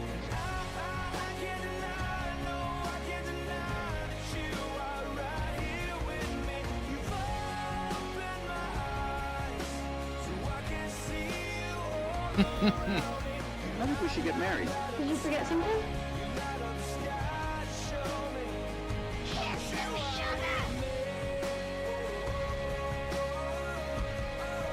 Whoa! You're gonna do such great things with your life, Lord. Oh, wow.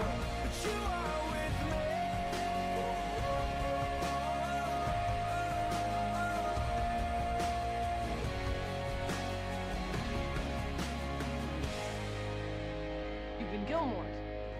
Perfection. So it's a show? It's a lifestyle. Oi, with the poodles already. It's a religion. Excellent edit. Link down below in the YouTube description for the original video. Go throw it some much deserved love. Let me go ahead and pause this next video so it doesn't play in my ear. But yeah, there's a realness to it. There's a mess, you know, mess. Just like real life, you know, whether it's, you know, love turns sour or friends turns to enemies or whatever, or the opposite of all those.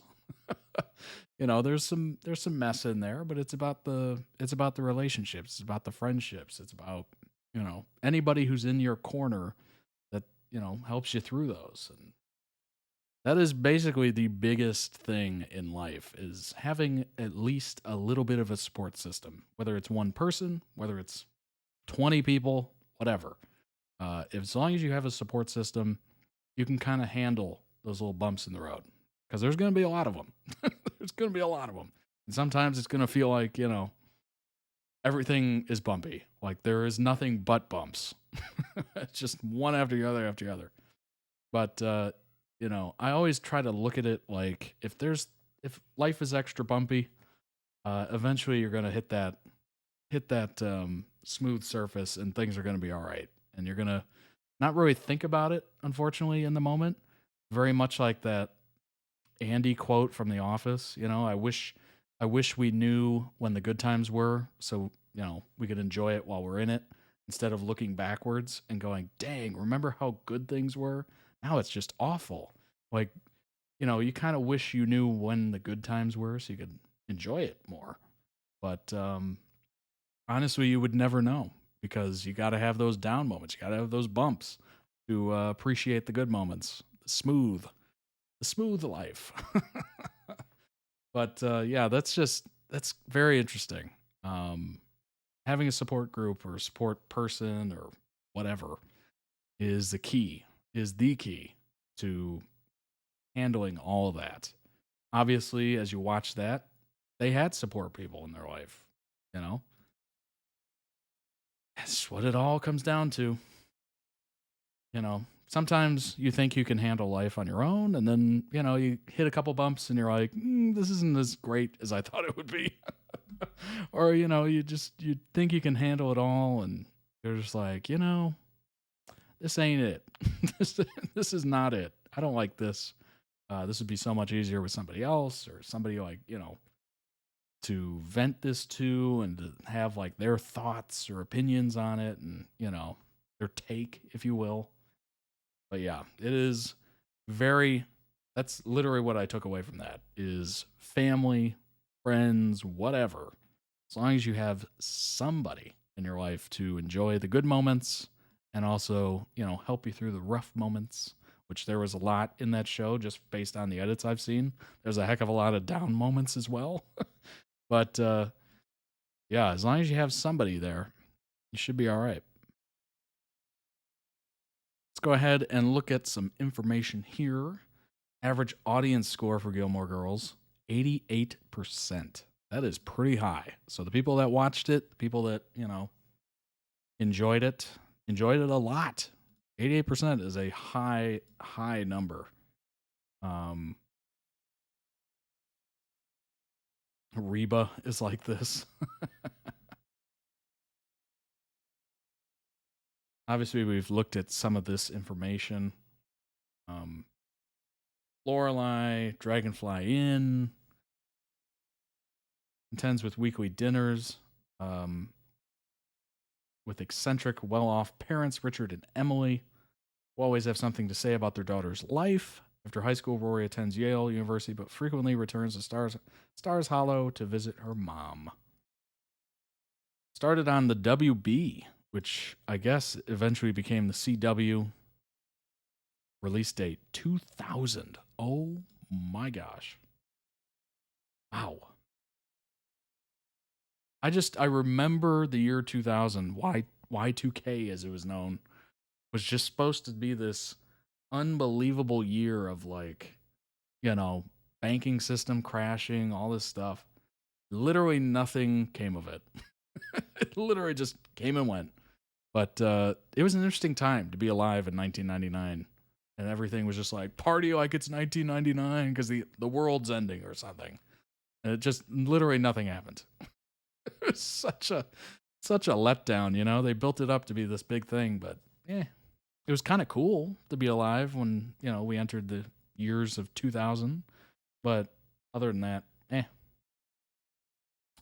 All right, so this is actually a Gen Z perspective on Gilmore Girls, which is interesting. I'm 22, and I just watched Gilmore Girls for the first time. Here are my thoughts. This is by Abigail Williams. Can you be nostalgic for an era you never experienced? My answer after hours of binge watching Gilmore Girls is yes, you can. Yeah, absolutely. I've watched many like 80s shows, whatnot, where I'm thinking like, dang, this looks so fun. Like the fashion is interesting. The music is great.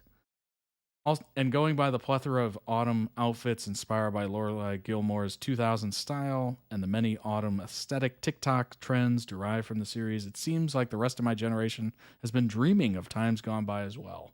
Well, you know what? The setting of the show, the autumn, the fall time of year, it's kind of like darker, it's colder, there's clouds. It's very, I don't know. I like to think of it as like 90s grunge in a way, like just kind of that feeling to it. Lots of plaid, lots of jeans, that kind of stuff. Like it's cold, maybe a scarf, but not a jacket kind of thing. I don't know. It's very, the aesthetic is wonderful. It's candles, it's apple cider, it's cinnamon smells, very autumn, very Halloween. So to fuel my aughts nostalgia, oh my gosh, that word aughts. I literally have not heard that in years. And get up to speed on the quintessential Autumn Girls show. I recently watched Gilmore Girls from start to finish, expecting little more than a soothing series to help me ring in a chilly season. I didn't anticipate becoming so invested in the highs and lows of Stars Hollow's favorite duo. And I especially didn't expect to have such heated takes on the Gilmore Girls themselves. So here's everything I thought. Well, here we go. Spoilers ahead, obviously, but Y2K, yes, fashion must really be back because I want Lorelai's entire closet. Look at that. Canadian tuxedo, denim on denim. I don't know why that's considered the Canadian tuxedo. That's just what I've heard growing up. While Lorelai had her flaws, I can say for certain that her closet had none. The woman had impeccable aughts taste. Oh my gosh. Is that a thing? The aughts? The aughts fashion? She'd probably make a fortune selling her baby tees and low-waisted flare jeans on Depop today. Some of my favorite looks from the Gilmore Girl include a Juicy Couture tracksuit with Juicy written on the rear, which elicits disgust from her mother, Emily, not surprising. The dress with the plunging neckline that she wears to Luke's sister's wedding, and almost every slip dress she wears Friday night dinner had me hitting pause to screenshot and reverse image search the look. Random Miley Cyrus video. While I wasn't into Rory's wardrobe, I will give her Chilton uniform an honorable mention for its staying power with all the Mary Janes, knitted cardigans, and collegiate dressing trends that have overtaken street style. I don't know what any of that means. If I were Rory, I'd be digging up the Chilton gear and rifling through my mom's storage closet right about now. In the case of Lorelai versus Emily Gilmore, I sympathize with both. If mother-daughter relationships can be measured on a spectrum, with Lorelai and Rory on the my mom is my best friend end, and Lorelai and Emily on the we're frenemies with deep-seated issues. And I'd say that my own falls closer to the latter. This meant that in the case of Lorelai versus Emily, I was on Team Lorelai for a good portion of the series. Emily was demanding and strong-willed, pointed, indifferent, and controlling. And although I empathized with Lorelai's desire to flee for the sake of freedom, I had to acknowledge that she wasn't perfect either. Well, that's true. That's true in life. Nobody's perfect. We all have our faults. And you can be wrong in the situation you take the right action in. That is a fact. Both things can be true. That is just kind of the interesting duality of life there. Because she wanted a childhood for Rory in Stars Hollow that was the total opposite of her own childhood in Hartford, one where her daughter was free of oppressively high expectations. Lorelai completely shut her mother out of her and her daughter's life. Yeah, that is right thinking with wrong actions is what that is. I get it, but also too far. Yet there were times when Lorelai overcorrected and projected her anti-Emily and Richard Gilmore agenda onto Rory. For instance, when she objected to Yale, her father's alma mater, as one of Rory's college options and discouraged her parents' well-intentioned attempts to have a better relationship with the two Gilmore Girls they almost lost. Much as I could understand her anger towards her parents, who still tended to treat her like a child, the writers also did their due diligence to make us viewers sympathize with the senior Gilmores, Emily especially. Well, yeah, I mean, that's just her projecting her own childhood onto Rory, which, you know, that classic thing of you don't want to be your parents, or maybe you want to raise your kids in a different way from your parents, maybe in a better way, potentially, based on, you know, whose opinion, right? But there is such a thing as doing it in a way that's, I don't know, more, less confrontational, more just kind of doing it and not bringing it up, not projecting it, not, you know, shutting people off. There is a way to do it that's not as harsh. Yeah, obviously I haven't seen the show, so I don't know all the intricate details, but just because her parents had oppressive high expectations doesn't mean she should have like low expectations or no expectations of her kid, right? You don't want to give total freedom to a child. You want to have some boundaries there, right? But you also don't want to be overprotective, overbearing, all that stuff, like helicopter parent or whatever is the term that was used for my generation's parents. Helicopter parent, where they're just constantly over your head, just like looking down at you, you know. There's balance to everything. One scene that really made me feel for Emily when she was secretly asked Mia, the woman who took Lorelai in when she was running away from home, for pictures of Lorelai and baby Rory from the years when Emily wasn't allowed into their lives. Also worth mentioning is the flashback scene to when Emily finds Lorelai's note explaining that she was leaving. A lot of hurt between them. Let's see, Rory dropping out of Yale was so out of character until it wasn't. I realized why that moment was actually the perfect catalyst for Rory's self-doubt. See, it seemed so out of character for Rory to drop out of college after a single man told her she didn't have what it takes to become a journalist. She spent all her life being told she was the best. Yeah, exactly. That is, just because Lorelai was criticized so much, she probably just blew so much smoke with Rory that Rory was just completely in the clouds. She could do no wrong in her grandparents' eyes since her mother walked out on them. She was a star pupil, valedictorian. Yeah, that is interesting. We deserve to see Lorelai and Luke get married. Lorelai is everything you want in a main character. She's charming, witty, independent, and silly. She's the type that would break the fourth wall, Fleabag style, if she could. But after sitting through 6 seasons of the slow burn between her and Luke, to see them finally get together only to call it quits right before their wedding gutted me. I long for Lorelai's happy and well-deserved ending. Yeah, that's tragic. As I listened to the last La La La fade into the credits, the iconic soundtrack is backing every autumn aesthetic TikTok right now, by the way. I thought, I'm happy that Lorelai got her happy ending, but we missed out on so much. I wanted to see the wedding that never was, more of Luke and Rory's father-daughter relationship, and Lorelai's we had twins dream come true. But my wishes and could-have-beens never made it on screen. Why did no one tell me Gilmore Girls has a sister show that I already loved? Gilmore Girls is just as entertaining to a Gen Zer as it was, I assume, when it first aired. Partly to do with the fact that I was already a fan of the fast-paced, witty banter. I thought was singular to one of my all-time favorite shows. Listening to a bit of back and forth between Lorelai and Rory, when I did a double take, rewinding the scene, I thought, am I hearing things, or is this not an episode of The Marvelous Mrs. Maisel? I think that's on Amazon, if I'm not mistaken.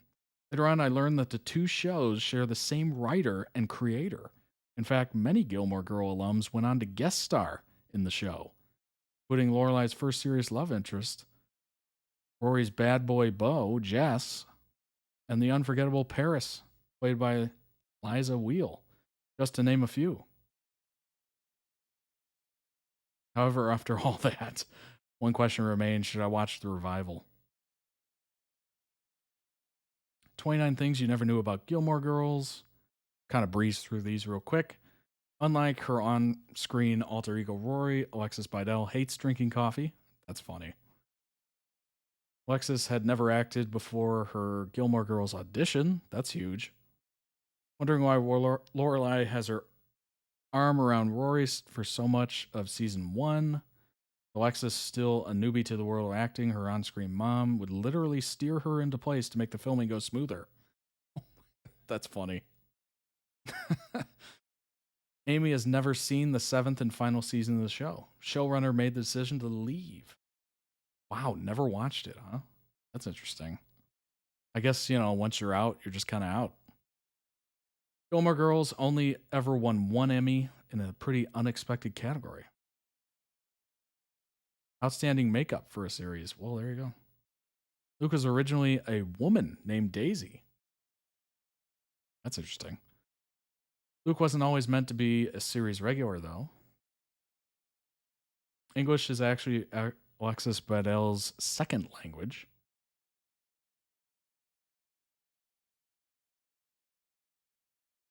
Pretty cool. Stars Hollow was inspired by Washington Depot in Connecticut. Stars Hollow set also doubles as the town of Rosewood on Pretty Little Liars. Well, there you go. That's kind of interesting. Not just your imagination. Everyone does talk really, really fast.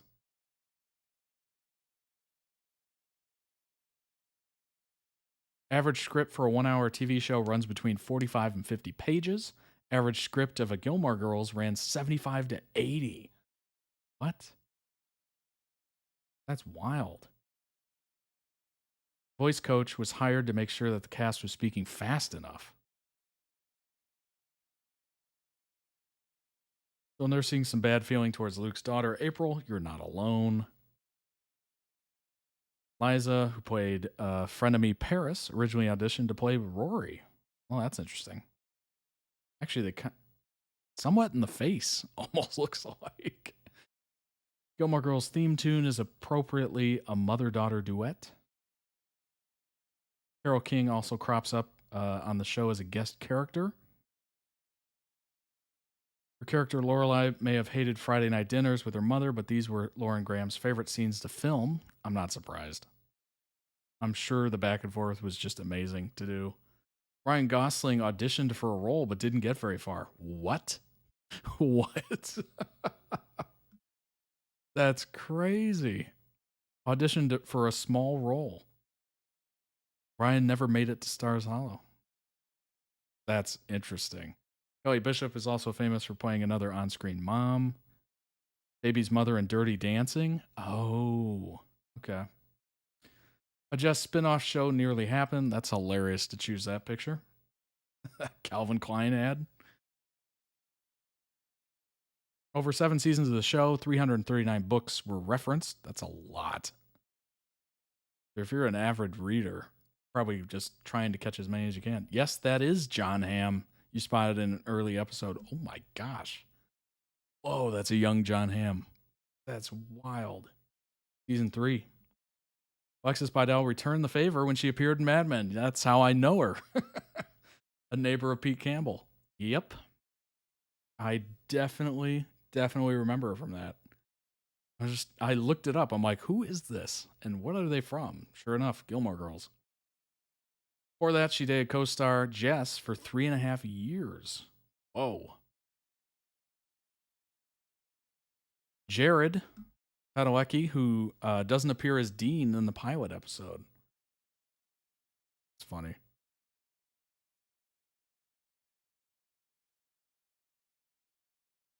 Before Kirk was Kirk, he was Mick.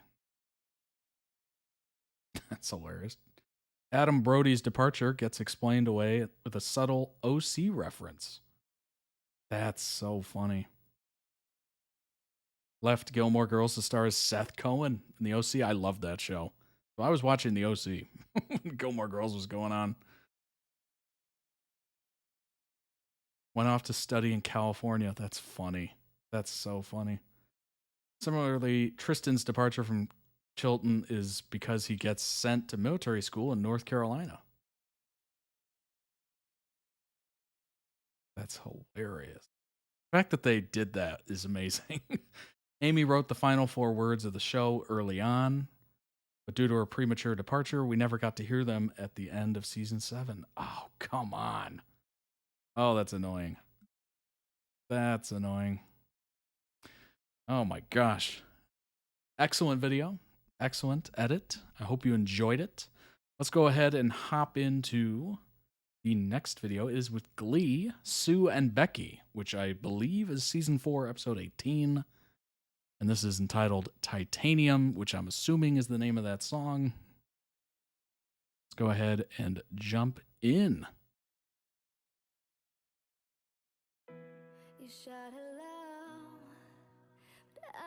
The meteor made me realize that there is something I really want to say to you. I'm talking loud, not saying much. Well, no student's gonna get expelled. I'm criticized. Why not? Because it was my gun. Your bullets ricochet. The world out there is really scary. Someday they will make me leave here. And I don't know what I'm going to do. But all I'll be remembered for is this one thing. I was scared, Coach, about graduating, be out in the world with no one to protect me. I need help.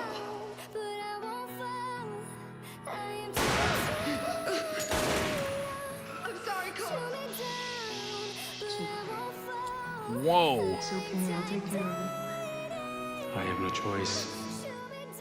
That went 0 to 100 real fast. Keep an eye on Becky, will you? She's tough, but like all the kids, she gets scared sometimes. What, aren't you gonna write me up for not being at the assembly? I would, but I don't work here anymore. Oh, whoa. That was super scary. Seems like it. Excellent edit. Link down below in the YouTube description for the original video. Go throw it some love. Also check out their channel, as always, with all these creators. Wow. What the heck?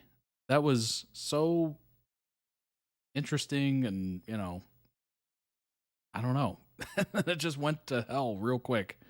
What the heck was that? Let's look up some more information to try to find out what just happened. What's up, Will? Oh my gosh. Becky. That is a great quote. I'm Queen Bee and I can sting like a B word. Becky's a recurring character on Glee. She's an alumna of William McKinley High School, also served as Sue's secretary. Oh, okay. She was a member of the Cheerios, Sue's minion, and is one of 4 characters featured on the show with Down syndrome. The other 3 being Sue's sister, Jason, Becky's date in Prom Queen, and Sue's daughter. In her Cheerios audition, Sue speculates there is something special about her. She graduated from McKinley. Let's make this a little bigger so it's easier to read. In New Directions, along with Blaine, Tina, Sam, Artie, Brittany, and the rest of the seniors. Sometime after this, she started a relationship with Daryl. While she served Sue, she was considered her daughter. Let's see.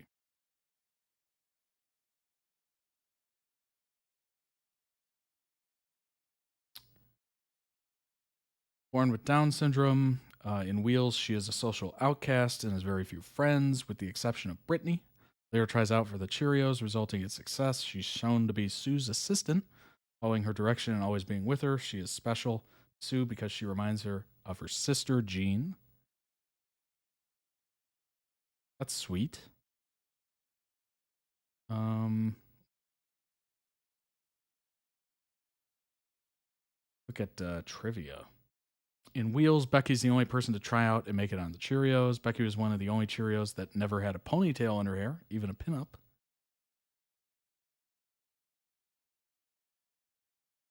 Becky is possibly the only one that Sue never hated, besides her sister, due to her having Down syndrome, which reminded her of her sister, obviously. How old is she? She looks quite young. I thought she was a student at first. Let's see here. I think it actually tells us. Yeah, season 1, she was 15, 2, 16, 3, 17, and so on. In the final season, she was 20.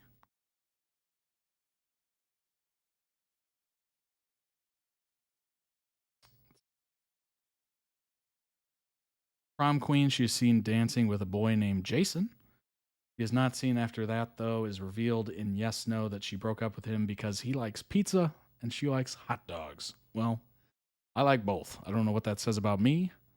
But in Sadie Hawkins, the two get together again for the Sadie Hawkins dance. If you're unfamiliar with what that is, that's basically the girl traditionally asking the guy to dance or whatever to the dance. I don't even know if that still happens, honestly. I don't think it happened when I was in high school. But yeah, I don't think it did happen when I was in high school. That's a reason to break up. Indeed. Hey, I mean, if you like pizza and, you know, the other person like hot dogs, I mean, what place are you going to go where you can get both, you know? And if you can figure out that place, let me know. Because I will get both. Has been in detention more times than any other student, which is apparently due to her use of bad words. That's funny. Detention was also named after Becky, the Beckfast Club. That's so funny. Obviously a take on Breakfast Club.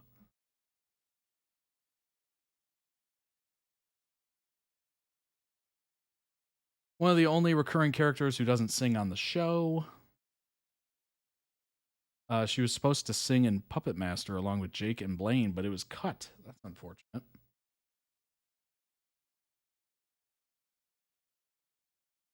Got it, Coach. Winks. Give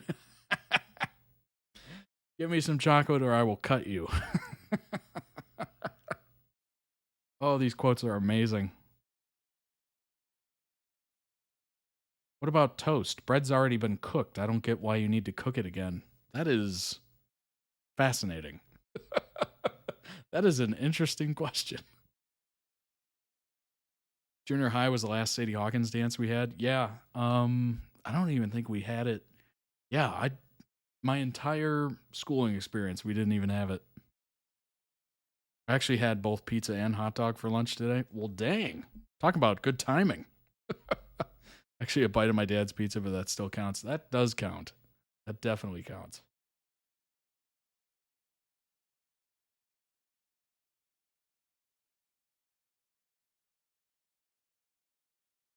I didn't ask him, this is an interesting quote. I didn't ask him what I wanted to ask him. I didn't ask if the reason he didn't want to be my boyfriend was because I had downs. I didn't ask him because I know the answer is yes. Some days it sucks being me. This is one of those days. Focus, Becky. Don't let them see you cry. That is a heartbreaking quote. Good grief. The amount of self-reflection there is huge as well. But wow, that is very poignant and really sad.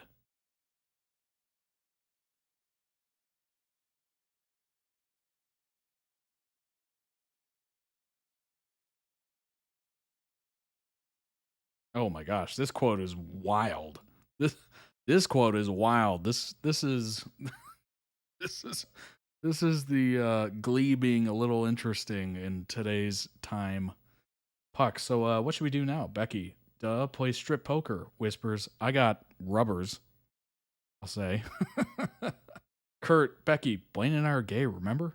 Becky, never stopped me before. Winks. Oh my God. That writing, though. Oh my gosh.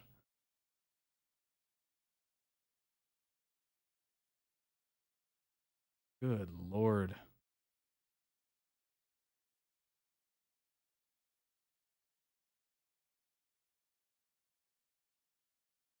Brittany, Becky, I know it's scary and it would be so cool to be a Cheerio again with you next year, but I have to move on, and so do you. And if you really prepare yourself, the world won't seem like such a scary place.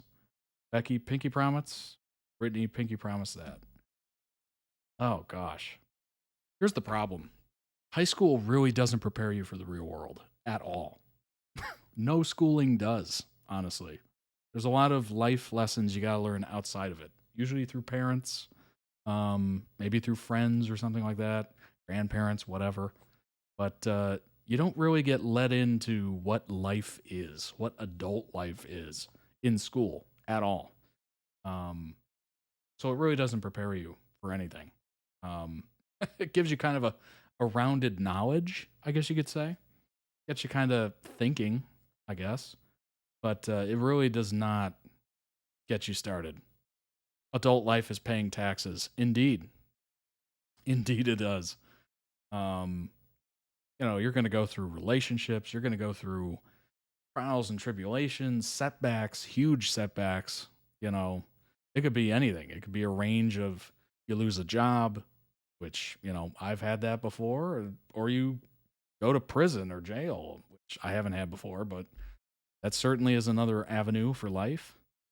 And school does not really get you prepared for that. Paying taxes, negotiating a car price, just dealing with signing a contract, where to live, how to live, what to spend your money on, how to budget.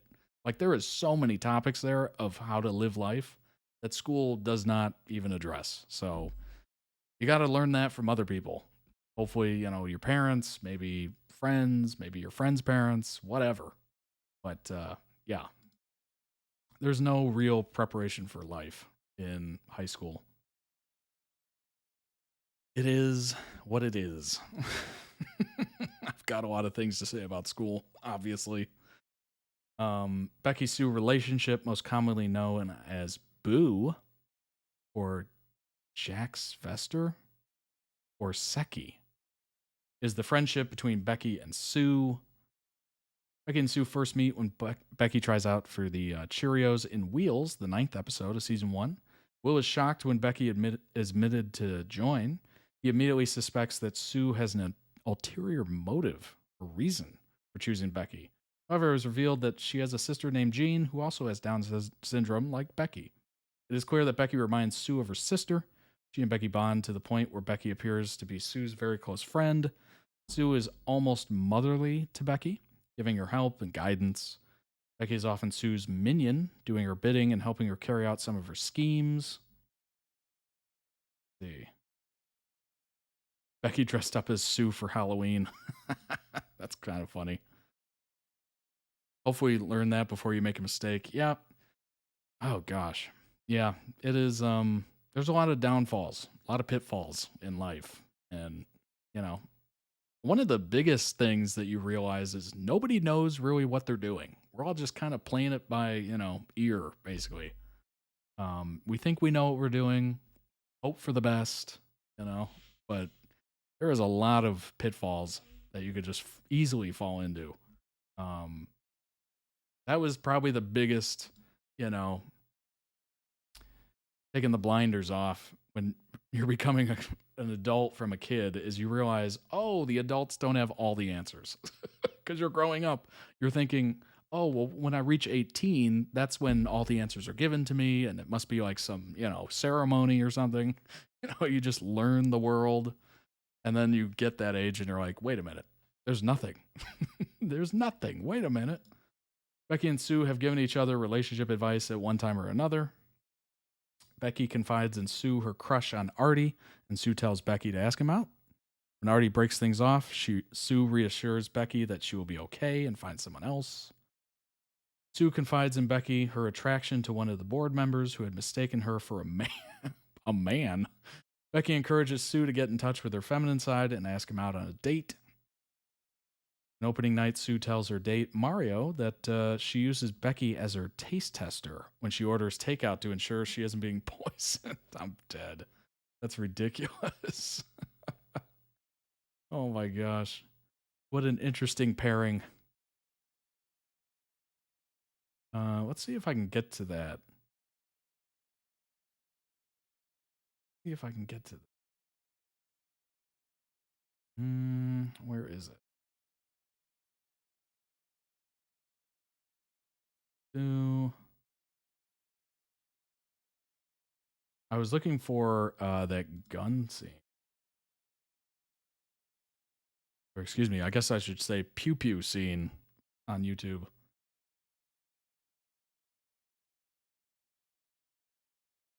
I don't know what season it is.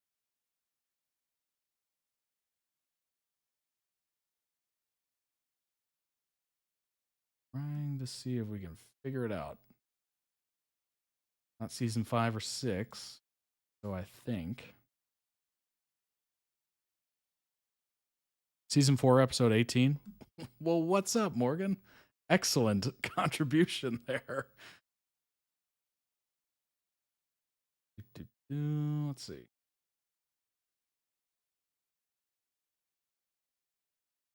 I wonder if they touch on it here. Doesn't seem like it. That's so odd. You'd think they would include it. Oh, wait a minute. Later, Roz is tired of Becky's attitude during practice, and Figgins tries to solve the problem. It seems Becky is still keeping the secret that she was the one that shot the bullet. But it's unknown if she actually told Figgins.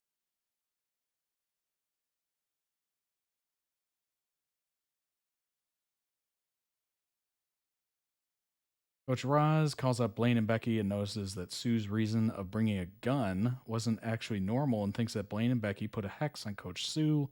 Therefore, Coach Roz asks them to do an oath so that they will not hex her. Blaine notices Becky's behavior and asks if she knows anything about the gun shooting relating to Sue's fire. But Becky kept the secret and furiously pushed people into a xylophone, making Blaine suspicious.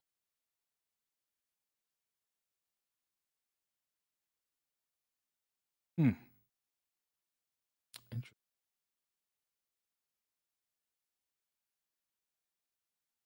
What an interest. I had no idea that was going to be a storyline. That's crazy.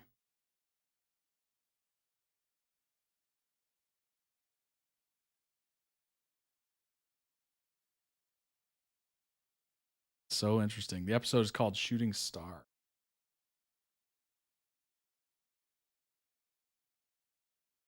That is very fascinating. After Brittany disbands the astronomy club, Becky tells Brittany that they should both never graduate. She says it's a scary place and that she can't go to college. Brittany tells her that she cannot stay, and neither can Becky. A few days after gosh, if that's not relatable, I don't know what is. When you get towards graduation, you're just like, wait, what? What? I want to stay here. Don't let me go. Don't make me go. A few days after the lockdown, Mr. Schuster and Coach Beastay? I have no idea. Are seen talking in the teacher's lounge when Sue walks in and with some donuts for everyone. Over here's Will and Beastay? I have no idea. Discussing what will happen when they find the suspect, which prompts her to say that no student will be expelled because she's the one that fired the gun. Later on, Sue tells Mr. Figgins her fake story about how the gun went off, that she has a registered gun named Uma Thurman, and that she fired it on the wall. But it fell, making another gunshot. Mr. Figgins didn't believe her story because bullets leave bullet marks. That makes sense. Sue insisted that she moved some poster to block the marks. Sue then took her punishment, which was being fired. Later, when Will confronts Sue about what happened, a flashback is shown that Becky is the one who brought the gun because she was afraid of the world and she needed protection. Interesting. Sue tells Becky to give her the gun, but it accidentally fell, firing 2 gunshots that traumatized the school. It's revealed that Sue protected Becky from expulsion by confessing to the crime. Wow. Fell on the sword. That is lovely. Gotta give Sue a lot of credit there. And for a character that seemingly, I hadn't seen the show, but seemingly kind of hated everybody in a way, or maybe that was kind of a defense mechanism. I have no idea. But to be able to do that and take that kind of punishment, literally losing her job and potential at any other job in the future, says a lot about her. Says a lot about her. Let's go ahead and jump into the next video. The last video of the day. It is Louis and Lestat, You and Me. This is obviously from Interview with the Vampire. Looking forward to this. It should be pretty dang good. So let's go ahead and jump in. If you're just joining, go ahead and hit the follow button on Twitch. Or if you're watching on YouTube, hit that subscribe button today. Appreciate it. We must stay together and never part. I think about you. Lestat. Claudia was a band-aid for a shitty marriage. Today it started at 5:30. Ever again. I'll be happy for you. I'm going for about 2.5, well, I love 2 Claudia hours and with all 15 my minutes. heart, and I love Lestat with a wounded one. It's why I don't particularly like being abandoned. You share a heart with him. I can cut it off. No, Louis, you can't. Let me go, Lestat. I'm afraid I can't allow that. I'm going to kill him. Or Claudia. The secret is, Louis, you want to kill him too. I wanted him dead. I wanted him all to myself. I can't see me loving nobody but you. For all my love. Kill me again. Show me the only way you know how to love. The skies are below. For all my love. I couldn't force him to love me. I hate you. As you should. Say at the start, I am never going to love you. You're gonna leave me. I let go of him. Toxic couple of the millennia go to. Me and you. You and me. You're not here, I'm just fucked in the head. There he is again. Do you miss me? I miss you. I'm still the only one that tries. Please. Why this suit? It's my favorite on you. Really? I didn't know that. I love Lestat. Okay. Are you schizophrenic, Louis?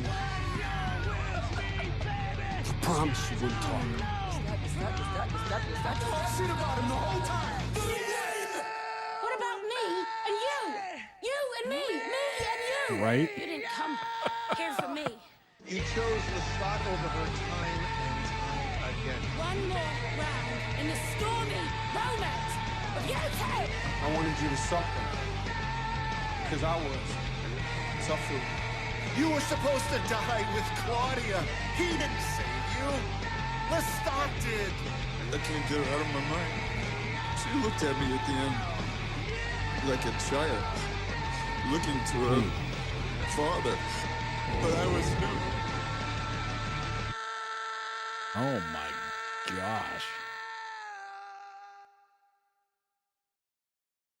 That end scene is brutal with Claudia. Oh my gosh. Whoa. To have her like looking at you and just like disintegrating. Ooh. Ooh, that was a lovely edit. Link down below in the YouTube description for the original video. Go throw it some much deserved love, and obviously check out the channel as well. Probably have more great videos for you to watch and maybe request if you would like. Wow, that was something. Obviously, you know, that battle between Lestat, Louis, Claudia, just like fighting for attention and love. Brutal.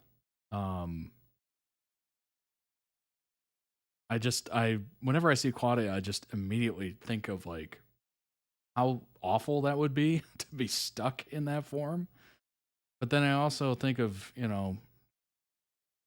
Louis and how he's just kind of lost. He's just kind of out there wishing for a better relationship, seemingly wanting to escape somehow or some way just because of Lestat and his craziness. It's just such a weird situation to be in. Like, I don't know what situation I'd rather be in, whether I just love to not be in this situation at all. Like, it's very odd. It's very odd. Yeah, I don't know. It is very perplexing. Seriously perplexing to the point of the whole situation is just very toxic. It's probably an overused word and oversimplified, but just the relationship there is between Lestat and Louis is just something of nightmare fuel. Like, you would never want to be in that in real life.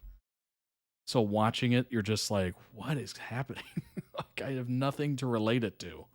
So you're just kind of watching in awe. And you know what? I kind of like that.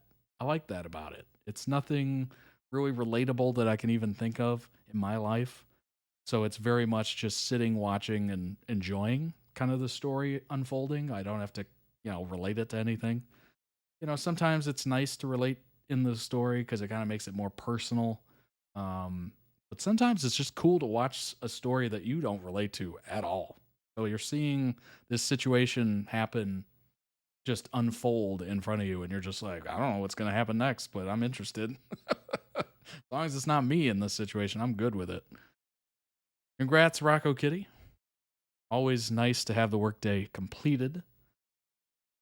Lestat is the slash ship between Louis and Lestat from the Vampire Chronicles fandom. Article needs to be updated. We'll jump to it, everybody. Interview with the Vampire, 1994. That is, I did watch that movie. It's been forever, though. Honestly, it was one of those movies I enjoyed, but I didn't really think of it as something lasting in any way. And I hadn't thought about it forever until I got, requested the Interview with the Vampire series. Just completely, it's one of those things where you just kind of watch and you're like, that was good. And then you just kind of toss away. But the amount of looking back on that I've done since this show came out is crazy. I need to almost watch it again, just kind of refresh. I sometimes like to watch a show that doesn't make me think, just sit back and enjoy it. Indeed, yes. As I've said before, I kind of, when I ingest shows or movies or whatnot, I try not to think about it too much. Because I don't want to try to guess the plot, because then you're just way too analytical with it. You're not really enjoying it. You're just thinking about what's going to happen next. Oh, let's see if I can figure it out. You're not really immersed into it. And I do like to be immersed. That's probably why I enjoy video games so much, because you're literally controlling the story. Well, certain games at least. But yeah, I like to just sit there and just kind of take in what's happening. So that's why, looking at these two, Louis and Lestat, is so interesting, because it's just completely off the wall, manic, wild. It's just nothing I can relate to. So it's pure enjoyment at that point. It's just perfect fantasy where you're just like, what's going to happen next? I don't know, and I don't care. Let's just watch it. It is very entertaining. Let's see here. Let's actually condense this down to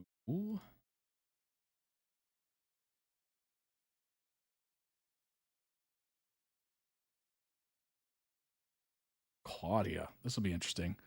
When Louis was desperately searching for the city for rats to eat, he came upon a girl named Claudia and her dead mother. The girl asks for his help, but he ends up draining her of her blood. Lestat finds the two and is glad that Louis is embracing his vampire nature, but Louis runs away. Lestat realizes that the girl is still somewhat alive and brings her back to their home. He finds Louis and brings him home. so that he can watch as Lestat feeds Claudia his blood and turn her into a vampire. She takes to it quickly, and Lestat declares them one happy family. Gosh. Louis, knowing he only did it so that he would stay with him, yeah, for sure. As the years passed, Claudia's mind grew, but not her body. That entire concept is crazy to me. It was literally a prison within your own body. She became furious at Lestat and Louis for turning her and not letting her grow up. She decides to kill Lestat and ropes Louis into it. They flee for Paris when the deed is done.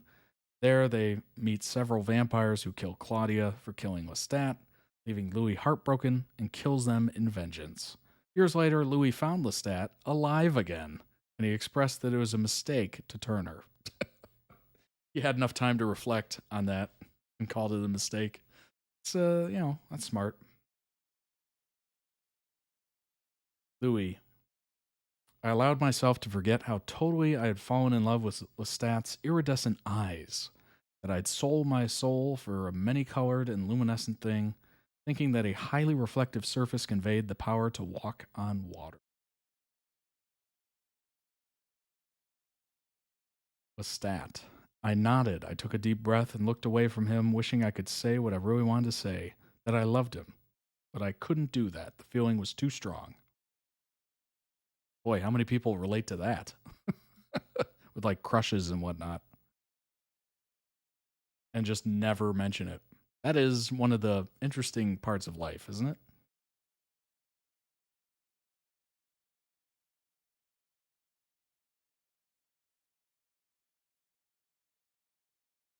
Louis, why do you love me? Lestat, you know, you've always known. I wish I could be you. I wish I could know the joy you know all the time. Boy, that says a lot about the character, doesn't it? Louis, and the pain, you want that as well? Lestat, your pain? Certainly. I'll take your brand of pain anytime, as they say. Yeah, that kind of, that really paints a picture into Lestat's mind. Just how tormented he is. He's like, your pain? I'll take your pain all day. All day, every night. Oh my gosh.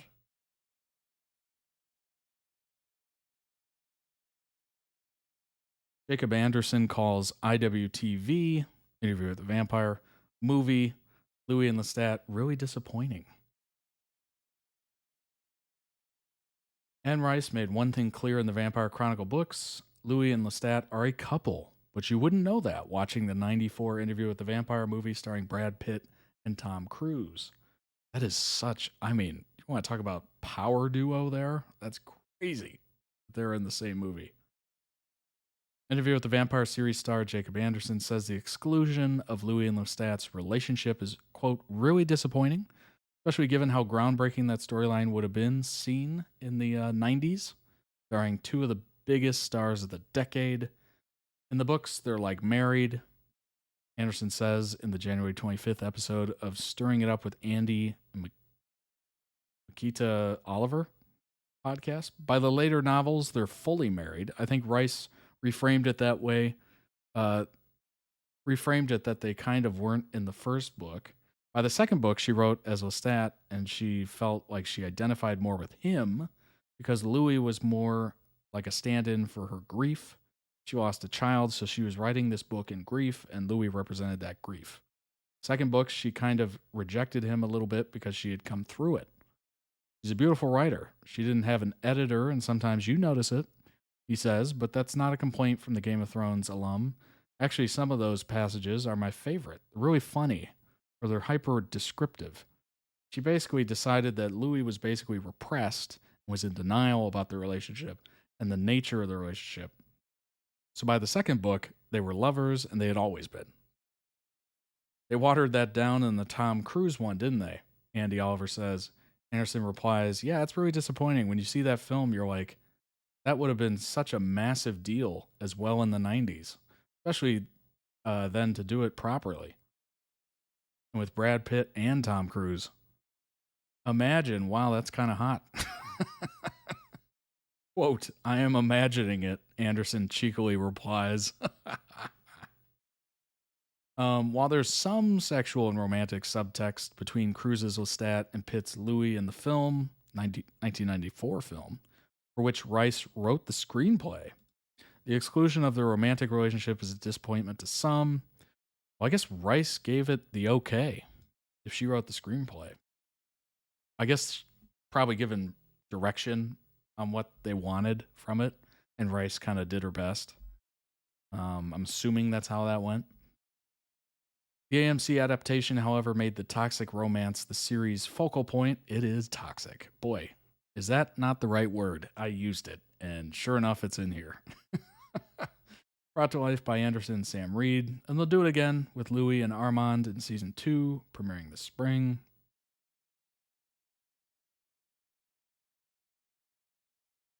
Goes on to talk about season 2.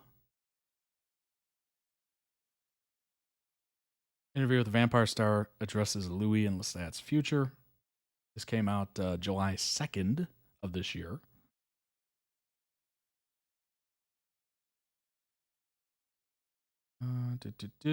Ended with the original script for the trial revealing that it was Lestat who saved Louis from receiving a death sentence, not Armand. Actor Jacob Anderson, who plays Louis, has weighed in on his character's future with Lestat. Quote, "I don't know, I really don't," the actor said. "I feel really comfortable with where the season ends, where Interview with the Vampire ends at least. That moment between them is about their shared grief, acknowledging it, and finding some reconciliation in the love that they have for each other. A lot of that love was based on tragedy and darkness, so this is now a really lovely place for them to be. Also, I think Louis is accepting that vampirism is a gift. That's one of the final steps and part of his journey to becoming the vampire Louis, and proudly so. But I think it's, as Louis says, I'm companion enough for myself. That's where he's at by the end of the season. I don't think he's looking for a man. He's not looking to catch a match. He's thinking about things and meditating." Returns for a 3rd season. Further explore the Anne Rice Immortal Universe, which includes Mayfair Witches.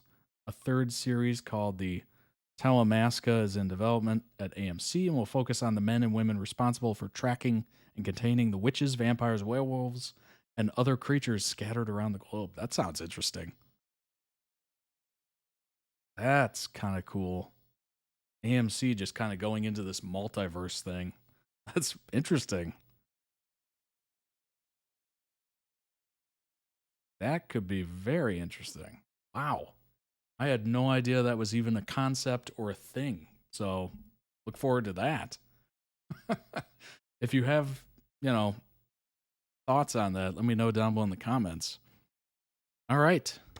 We are done for the day. I hope you enjoyed that stream. We were just about 2.5 hours. Little shorter one today, but we got started a little earlier. Just had the time. I was like, you know what? Let's start it. Let's do it. But I hope you had a wonderful time and enjoyed as much as I did. Don't forget to follow if you're watching on Twitch. If you're watching on YouTube, hit the subscribe button. We can get to that 20,000 easy. We just need more of you to go ahead and do that. Very free support of the channel. Subscribe to certainly this channel and any other creators you enjoy.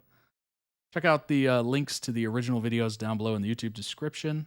Go leave them some love, as always. And if you'd like to request your own videos, hop on over to toddreacts.com. You can do so, season and series tiers. And while you're there, check out the summer collection of merch available right now. Worldwide shipping. Members of the website save 15% on all orders. It's just automatically applied. You don't have to add a code or anything like that. Completely automatically applied. And join the Discord. It's free. It's awesome. It's available. We're at 128 members currently. Awesome people. I've highly enjoyed it. So if you would like to join the Discord, go ahead and do so. A lot of fun. And it's very welcoming. So if you have any thoughts, you want to talk about shows, or just kind of your life, certainly welcome to. And I think you'll enjoy it a lot. There's been a lot of new friends made in the Discord, which is super cool. And I'm always available if you want to chat. So hit me up there as well. Just give me a little mention.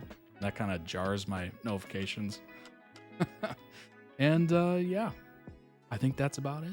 I will see you all on Friday. Take care of yourselves Friday this week and coming up in the next weeks, recurring weeks. But yeah, I will see you on Friday. I hope you have a tremendous week. Take care of yourselves. Be safe out there. And bye-bye.